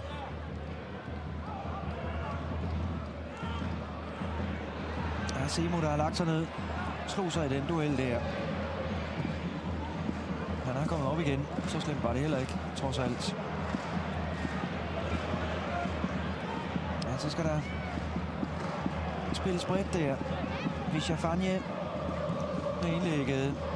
Og det er ganske udmærket, det der. Godt kommet til at sige Bull. Afslutning! Og så ligger den i nettet. Mads Albeck. Men det er Sylvester Bull, der sætter sig igennem. Og så er det Mads Albeck, der udligner til 1-1. Og det er et rigtig, rigtig flot mål, Stig. Ja, det er et fremragende mål. Og der kan man se, at FC Midtjylland får så rigtig sat spillet herude til Visha Fanje, som får lagt bolden ind over i bunden, kommer fremragende op. Det er ikke fordi, der mangler Brøndby-spillere nede i forsvaret, som vi kan se her i toppen af billedet.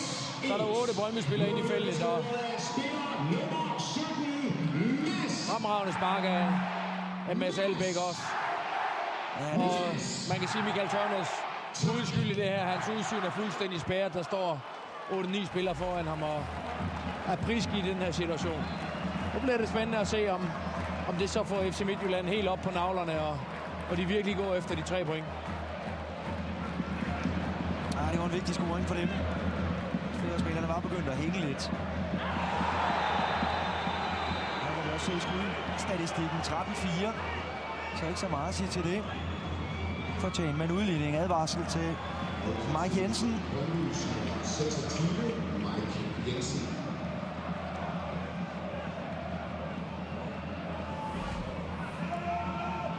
Det er alt efter, hvordan det her det ender. Det er klart, den er frustrationer. Det koster selvfølgelig et gult kort, og det er selvfølgelig lidt tåbeligt i den situation, der det er klart. Men også tåbeligt af Ishuna, han kommer og blander sig, og derfor får han også et gult kort. Ja, det holder ingen steder. Men snakken vil jo igen blusse op med hensyn til, at man ser, at Brøndby holder fører 1-0. Vi ser her appellerer lidt med, at de burde måske vise lidt mere, også når de fører 1-0. Forsvare sig bedre med bolden. Nu ser vi dem trykke det helt tilbage. Vil det fortsætte resten af kampen og taber de 2-1? Hvad så? Men egentlig sjovt, at de bliver straffet for noget af det, de ellers er rigtig gode til, nemlig at vinde hovedstødsduellerne nede i egen forsvarszone. Der er 20 cm forskel på Clarence Goodson og Sylvester Igbun, og alligevel er det Igbun, der vinder hovedstødsduellen. Men nu hører Igbun så heller ikke med, det skal lige siges, heller ikke med til en af dem, der hopper lavest. Han flyver altså rimelig højt, og når det så er sagt, så er jeg ikke synderlig imponeret over Clarence Goodson i det hele taget. Men så er det sagt. Her er det Mark Jensen, der smider den væk.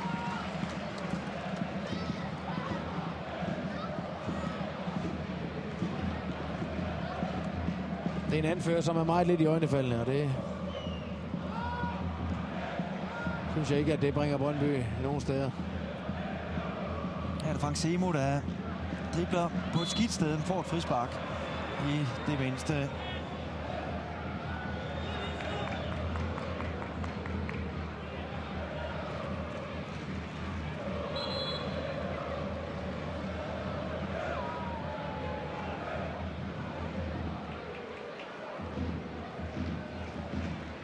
Ja, de er glade for det ene point. Brøndby, det virker helt tydeligt. Det tager så masser af tid i alle de her standardsituationer.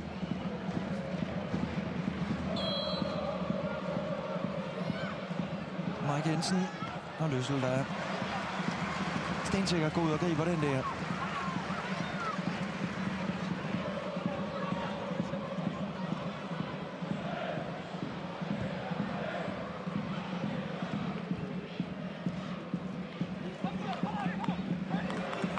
Arbejde af Ishuna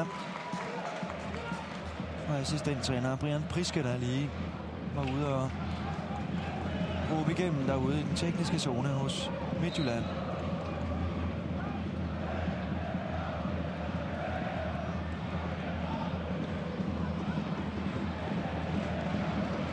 Og så noget løb på der for Igbun. Goodson tilbage til Tørnæs. Godt forsvarsspiller Brøndby. Antipas. Ja, det er meget godt lavet det, eller så smider han sig Antipas, og så skal han have en advarsel for film. Ja, lad os lige se på de billeder, om den er god nok. De billeder, der følger efterfølgende. Ja, man kan jo altid diskutere, selvfølgelig kan man falde. Det behøver ikke altid give gul kort, hver gang man falder, hvis ikke der lige er... Altså, han snubler over sin egen ben, ikke? Og det behøver jo ikke at give gul kort. Så han snubler over sin egen ben, det kan han jo ikke gøre for. Det er jo sådan, det er. Jeg synes, nu indimellem så er den regel, at den er lige i overkanten, fordi han bliver jo straffet for at falde. Altså, det sker jo indimellem i fodboldkampen, det må vi jo bare kende. Han står ikke og appellerer for, at han skulle have et straffespark. Han falder jo bare ganske almindeligt.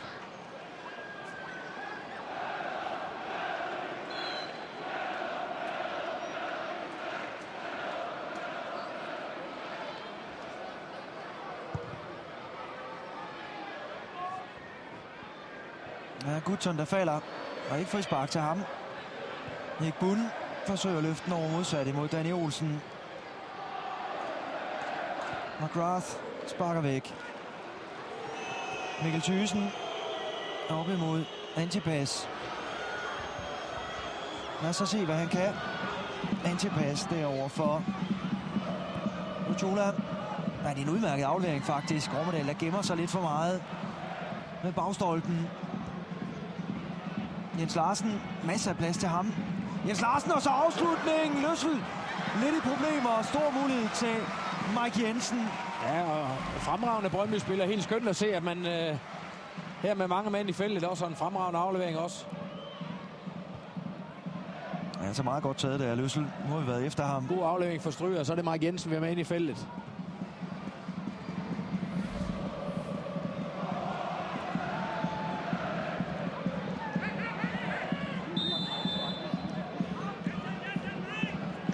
er ikke gode venner, Misuna og Mark Jensen i hvert fald.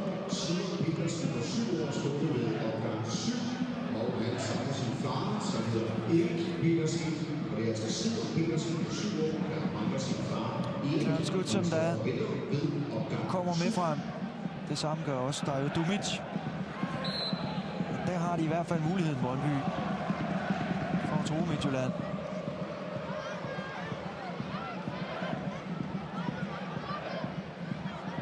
Rommedal snuppede bolden fra Hassan. Ja, vi må sige, der hvor Rommedal har været bedst i dag, det har været defensivt.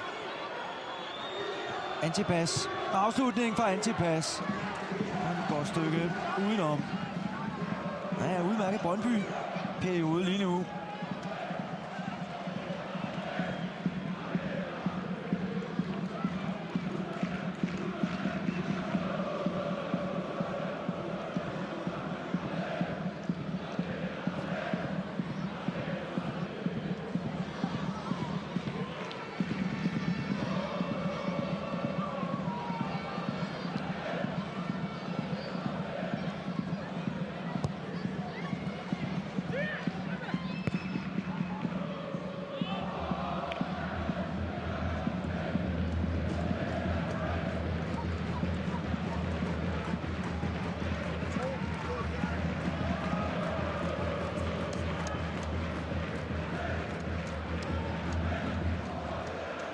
En lang aflevering frem imod Igbun. Albæk til Lars. Kvarter tilbage. Uafgjort 1-1. Er vi på vej til at sætte en ny Superliga-rekord. Det er 4 kampe på stribe i runden, der ser ud til at ende uafgjort. Hidtidig rekord, det er 5 kampe på en runde. Alle sammen er en uafgjort.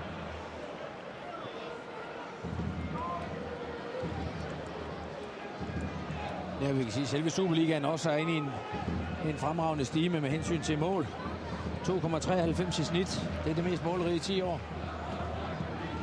Ja, det er stærkt. Her er det Mark Jensen med et nyt frispark. Der kommer ind over, og så er det Dario Dumic, der stiger til værs. Jeg kan godt forstå, at han er også, for det er et rigtig flot forsøg, som ikke ender i netmaskerne. Prøv lige at se den igen. Super sat op. Fremragende bold, og så godt time tilløb også for Dario Dumic, så der er ikke mange centimeter, der mangler der. Nej, der var de uheldige. Og lige må vi også sige, når vi kigger hen over trupperne på de to hold, så skal Brøndby være overlegnet i hovedspillet. Det var så ikke tilfældet, da FC Midtjylland scorer med Igbun, der overmatcher Clarence Goodson.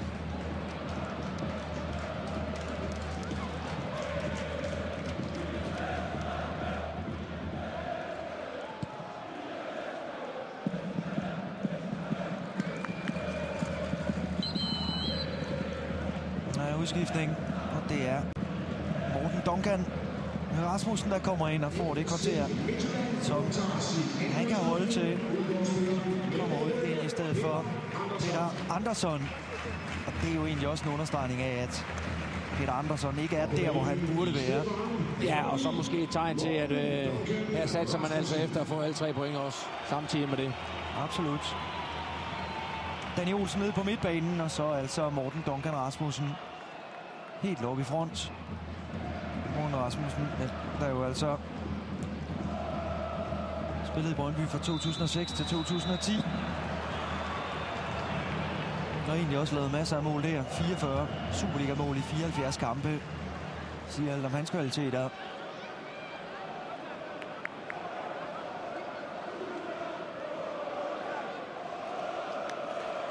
Ja, man har ikke rigtig fået hul på bylden endnu. Her i Midtjylland. Nej, han har ikke scoret endnu. Man har altså også stået med en drilsk lårskade i hele forløbet. Til gengæld så står han noteret for 2 assister.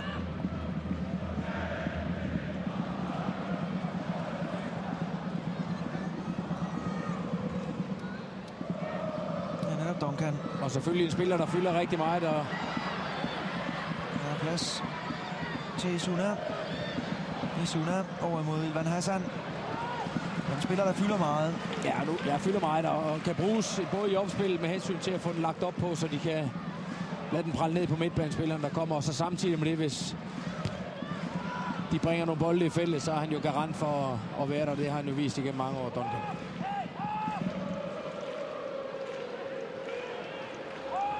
Altså en mand, der ikke rigtig har trænet siden kampen imod AGF i mandags.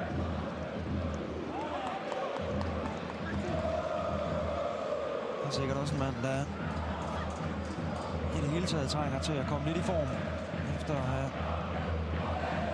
flakket lidt rundt i det senere år.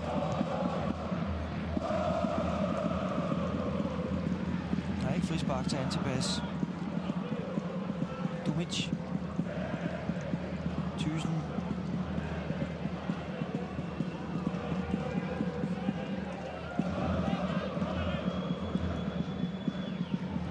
Der er masser af plads til Mikkel Thyssen der. Rommedal ligger den ind foran. Der er ikke nogen derinde. En fremragende af Rommedal herude på kanten også. Der ser vi ham i et 2-spil, hvor han jo selvfølgelig overmatcher langt de fleste her i Superligaen, men vi skal også bare se ham gøre det.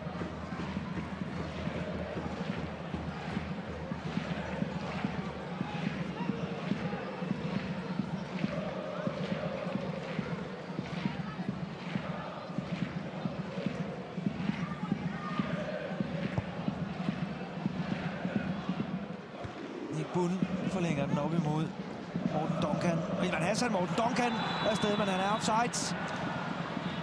Offside imod Morten Duncan Rasmussen. Bliver der markeret derovre fra. Ja, den er god nok.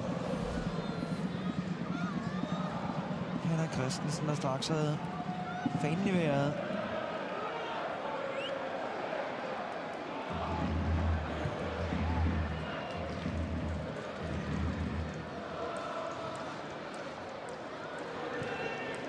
Hassan. Duncan forsøger at finde en position derinde. Danny Olsen.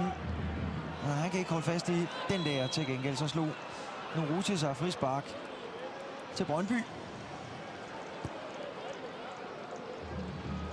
Og husk altså, udenbart efter den her kamp, masser af reaktioner og kommentarer fra de to lejre. Og så fra 1930 vores debatprogram Frispark. Og husk også 21:25 i aften.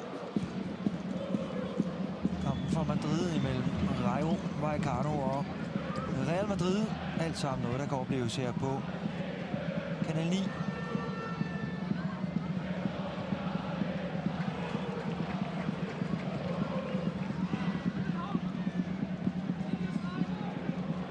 Dårlig clearing, det er Goodson.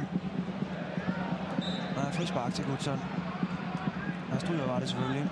Jens Larsen skub i ryggen.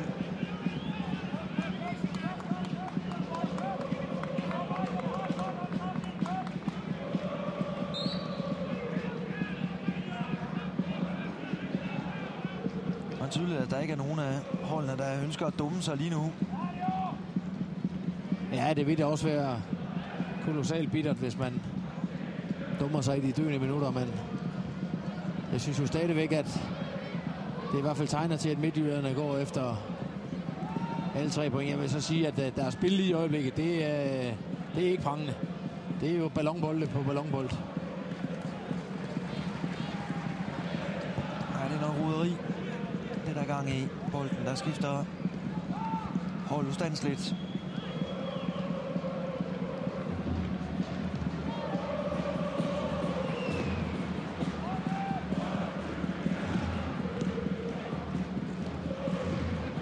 Danny Olsen, ikke bund, kan ikke holde balancen. Han har været en stor profil hos Midtjylland. Ikke bare i aften. Her er Rommedal, så skal han ind og udfordre på Jesper Lauritsen. Rommedal, han skal fortsætte sit løb, der er ikke straffespark til ham. Men det er ikke helt hjertet nok. Ja, det er Rilvan Hassan, der forsøger at jagte den bold der. Han begynder at se lidt træt ud efterhånden. Det er ikke noget at sige til. Ja, og der har vi så Rommedals situation her. Fint forbi første gang, og så... Altså, der er jo selvfølgelig kontakt. Ja, han diskutere, om ikke der var mindst lige så meget straffespark der, som der var det i første halvleg, da Frank Simo han blev væltet. Ja, lige nok.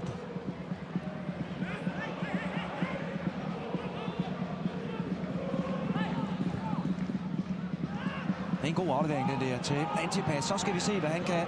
Antipas skal ind og udfordre. Antipas, han fortsætter. Lægger den til rette der for Mike Jensen, og den skal han jo gøre meget mere ved. Det er godt sat op. Ja, om ikke andet, så skal han i hvert fald ramme mål. Det er helt sikkert. Om han lige skal score, det kan vi altid diskutere, men kæmpe chance. Der så vi den gode gamle Quincy Antipas. Ja, godt oplæg. Og fint Mike Jensen, der kommer med op også. Og igen, der kan vi jo som neutral tilskuer sidde og sige, jamen, kunne vi ikke ønske os at se sådan noget fra Brøndby gennem sådan en hel kamp, eller hvad? Det er for sporadisk. 1-2 gange i kampen, det er hvad vi ser. Ja, når man ser på, hvad de spiller med ind i offensive linjer, ja, så er det jo et fint mandskab på de positioner. Så de burde altså spille lidt mere offensivt for gavn af de offensive kvaliteter, der er i holdet. 9 mål i de første 10 runder, det er altså ikke prangende. Specielt ikke med sådan en angrebslinje.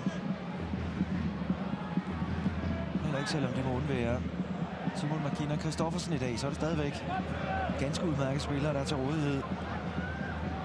Hassan, Danny Olsen over for Goodson. Danny Olsen tilbagefeltet, og så kommer Albæk fra det igen. Det er han altså rigtig god til. Ja, det er fremragende overspil, kan man sige. Og hvis ikke Frank Simo, han er stået der, så skal jeg da ikke kunne sige, om den ikke var sus direkte ind også. For den rammer han altså fantastisk med Albæk. Der er et langt indkast imod Morten Duncan Rasmussen. Misuna til Vichafanye. Ja, det var ham, der lagde op til målet. Og igen, samme koncept som ved målet. Vichafanye over imod Nick Bund og afslutning, som bliver blokeret.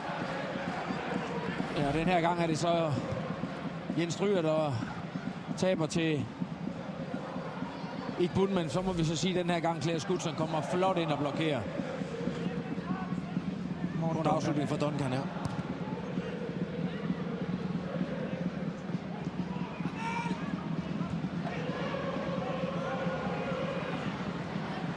Godt sat op. Thyssen burde han ikke have skudt i stedet for. Ja, men der har vi igen sådan et spiller som Thyssen også, som jo bestemt ikke strutter af selvtillid. Her skal han jo være noget mere selv. Vi skal prøve noget selv. Her er det ikke bunden. Vi kan være sikre på, han prøver også selv lige om lidt. Afslutning, og det er slet ikke så dårligt, men igen, så flyver den altså en meter over. Ej, jeg er faktisk lidt imponeret af den tilskuer, der rejste op og greb den der bold. Nu ved ikke, om vi følger for fuld bolden hele vejen. Skal se, der står en tilskuer. Han griber altså bare den der. Bum, værsgo. Ja, det er stærkt. Det kunne være, de skulle sætte ham på mål i Midtjylland. Men godt gået igen af Sylvester Igbund, men igen dårlig afslutning.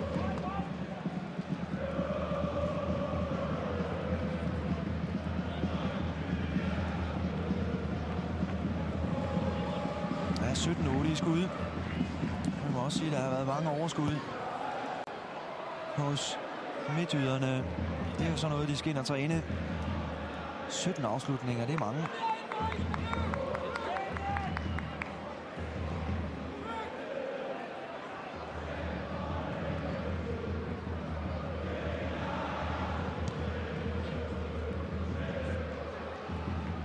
Duncan til Værs.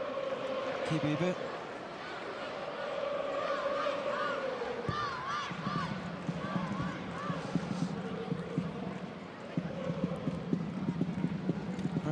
Over for Vichafanye.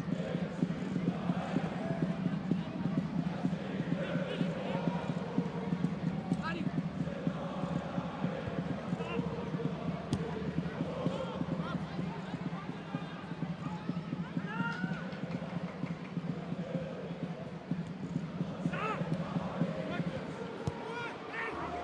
det er skidt det der Brøndby. Der er offside imod Bund. Nej, det bliver ikke markeret i hvert fald.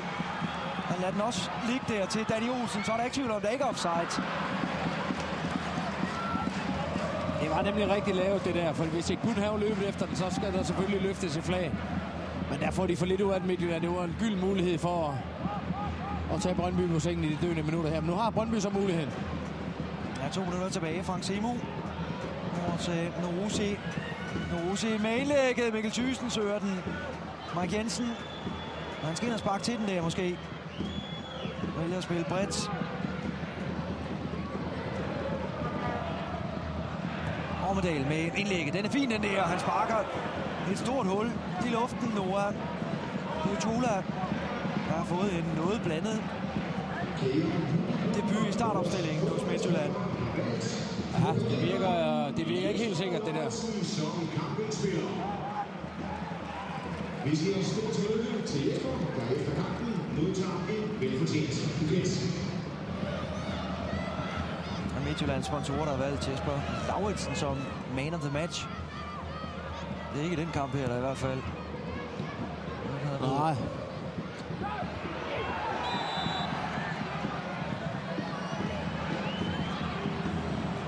Det kan være, at han har nogle gode venner i sponsorkredsen. Jeg synes nu personligt, at Mads Albeck har spillet en fremragende kamp, og Id Bunden har været en gennemgående fare for Brøndbys forsvar. Hans afslutninger har været meget dårlige, men hans spil ude på banen har været fantastisk. 2 minutter. Han er lagt til her på MCH Arena. Ikke Bunden til værs.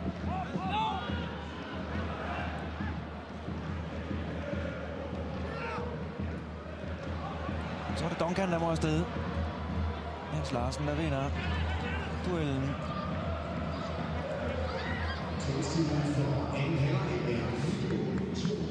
Her tager vi hul på tillægstiden.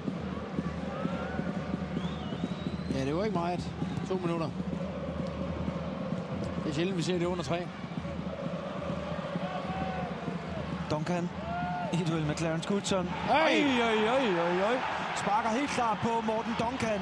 Og det er da et rødt kort, det der efter mine begreber. Og det skal han jo gøre noget ved. Michael Thygaard. Det er da utroligt, der ikke er nogen, der har set det af dommertrioen. Ja, det er det også. Ja, det har fjerdommeren. Rødt kort, det tror jeg ikke. Der kan være nogen som helst tvivl om, at der er på vej nu. Dennis Mogensen har set situationen og sladrer til Michael Thygaard. Og så tror jeg altså, at Brøndby bliver en anfører kortere nu. Her får vi den igen. Den der, den er ikke god. Ja, det røde kort, det kommer frem der. Farvel og tak til Clarence Goodson. Sådan. Jeg ved ikke, hvad de brokker sig over i Brøndbys lejr. Han sparker Morten Duncan. Der er ikke noget at diskutere. Selvfølgelig er det et rødt kort. Han føler åbenbart, at Morten Duncan han spiller svinsk i nærkampen, men det beretter jeg ham jo ikke til selv at sparke. Det er fuldstændig ligegyldigt. Det kan han gerne synes. Og at han gør det, han gør, det må han jo også tage til ansvar for, i stedet for at stå og ryste på hovedet og sige nej. Selvfølgelig er det et rødt kort, det er der slet ikke nogen tvivl om. Her er Brøndby, der sender Martin Albrechtsen ind. I stedet for at bevare 4 mand i bagkæden. Ja, de er rasende i Brøndby-lejren. Her får vi den igen. Ja, han er ude med albuen der, Morten Duncan. Det kan der ikke være nogen som helst tvivl om. Men den der, den hører ingen steder hjemme. Specielt grov er den jo ikke. Men altså, det giver et rødt kort. Ja, de fortsætter diskussionerne. Samtidig så bliver Quincy Antipas kaldt ud. Og så bliver Martin Albrechtsen sendt ind i stedet for. Men nu har jeg jo som dommerkort, og jeg er helt lidt i tvivl om, nu lader han jo spillet fortsætte et godt stykke tid. Og så fløjter han lige pludselig af, og så giver han Brøndby eller FC Midtjylland frispark. Det virker jo det virker lidt forkert. Ja, den tror jeg så også, hvis der nu bliver scoret nu, så... så har vi en situation i hvert fald. Ja.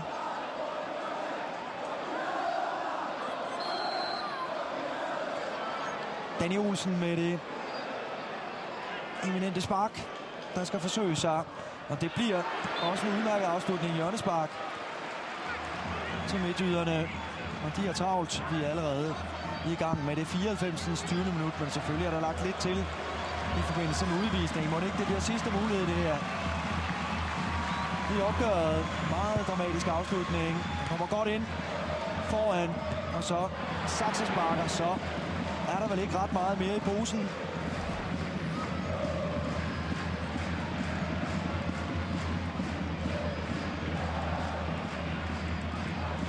Der bliver også i hvert fald godt igennem dernede i forsvaret. Der er blevet givet og taget.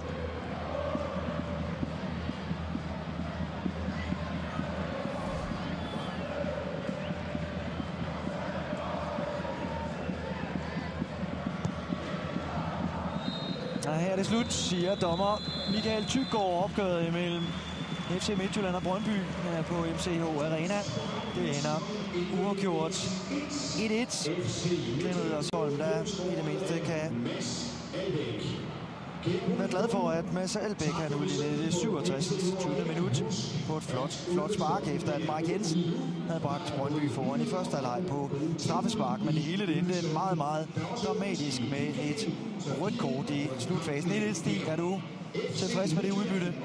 Nej, man vil jo gerne se nogle flere mål, men altså, jeg tror da, det er en ligelig fordeling af den her kamp. Selvfølgelig er det FC Midtjylland, der ville mest, og Brøndby, som var kommet her til Midtjylland for at få point med hjem. Det lykkedes for dem. For 5. gang i træk spiller de uafgjort. For 5. gang i træk får de point. Jeg tror, Brøndby er mest tilfreds med det her. Nej, det er der nok ikke nogen tvivl om, at de er kommet til det midtjyske helt klart for at få det ene point, og det rejser de altså også tilbage til hovedstaden med. Morten Duncan Rasmussen, der fik noget af en hovedrolle. Det var ham, der var involveret i den udvisning, som ramte Clarence Goodson, og Stig, den må vi også sige, den var helt efter bogen. Ja, der er ikke noget at diskutere. Det tror jeg nu også, Clarence Goodson, han vil indrømme, hvis han får det at se, selvom han nu stod og gestikulerede for, at det ikke var en korrekt udvisning, så tror jeg ikke, at han har så meget at komme med, når han får set tv-billederne. Ja, det vi venter på lige nu, det er en reaktion nede fra sidelinjen. Vi arbejder ihærdigt for at få en reaktion oven på den her dramatiske pointdeling imellem FC Midtjylland og Brøndby. Ja, og du fik jo ret. De 4 første kampe spillet i den her runde, de endte uafgjort. Ja, og det gjorde den her kamp jo altså også 1-1 på heden imellem FC Midtjylland og Brøndby. Vi får ikke nogen reaktion lige forløbet, men jeg kan love for, at der kommer masser af lige om lidt. Nu tager vi lige en kort stak reklamer, så er vi ellers tilbage her fra MCH Arena lige om lidt. Så sluttede det i Herning, men bare roligt, vi slipper jer slet ikke endnu, for der er nemlig en helt fed fodboldtime i vente. Fra sidelinjen kommer skarpe Jesper Simo spørgsmål, mens de her, de snakker og analyserer i studiet. Og om en halv time, så er det så tid til, at ham her og panelet kan starte Danmarks bedste fodbolddebat. Frispark er nemlig live fra Herning. Alt sammen i den næste time her på Kanal 9.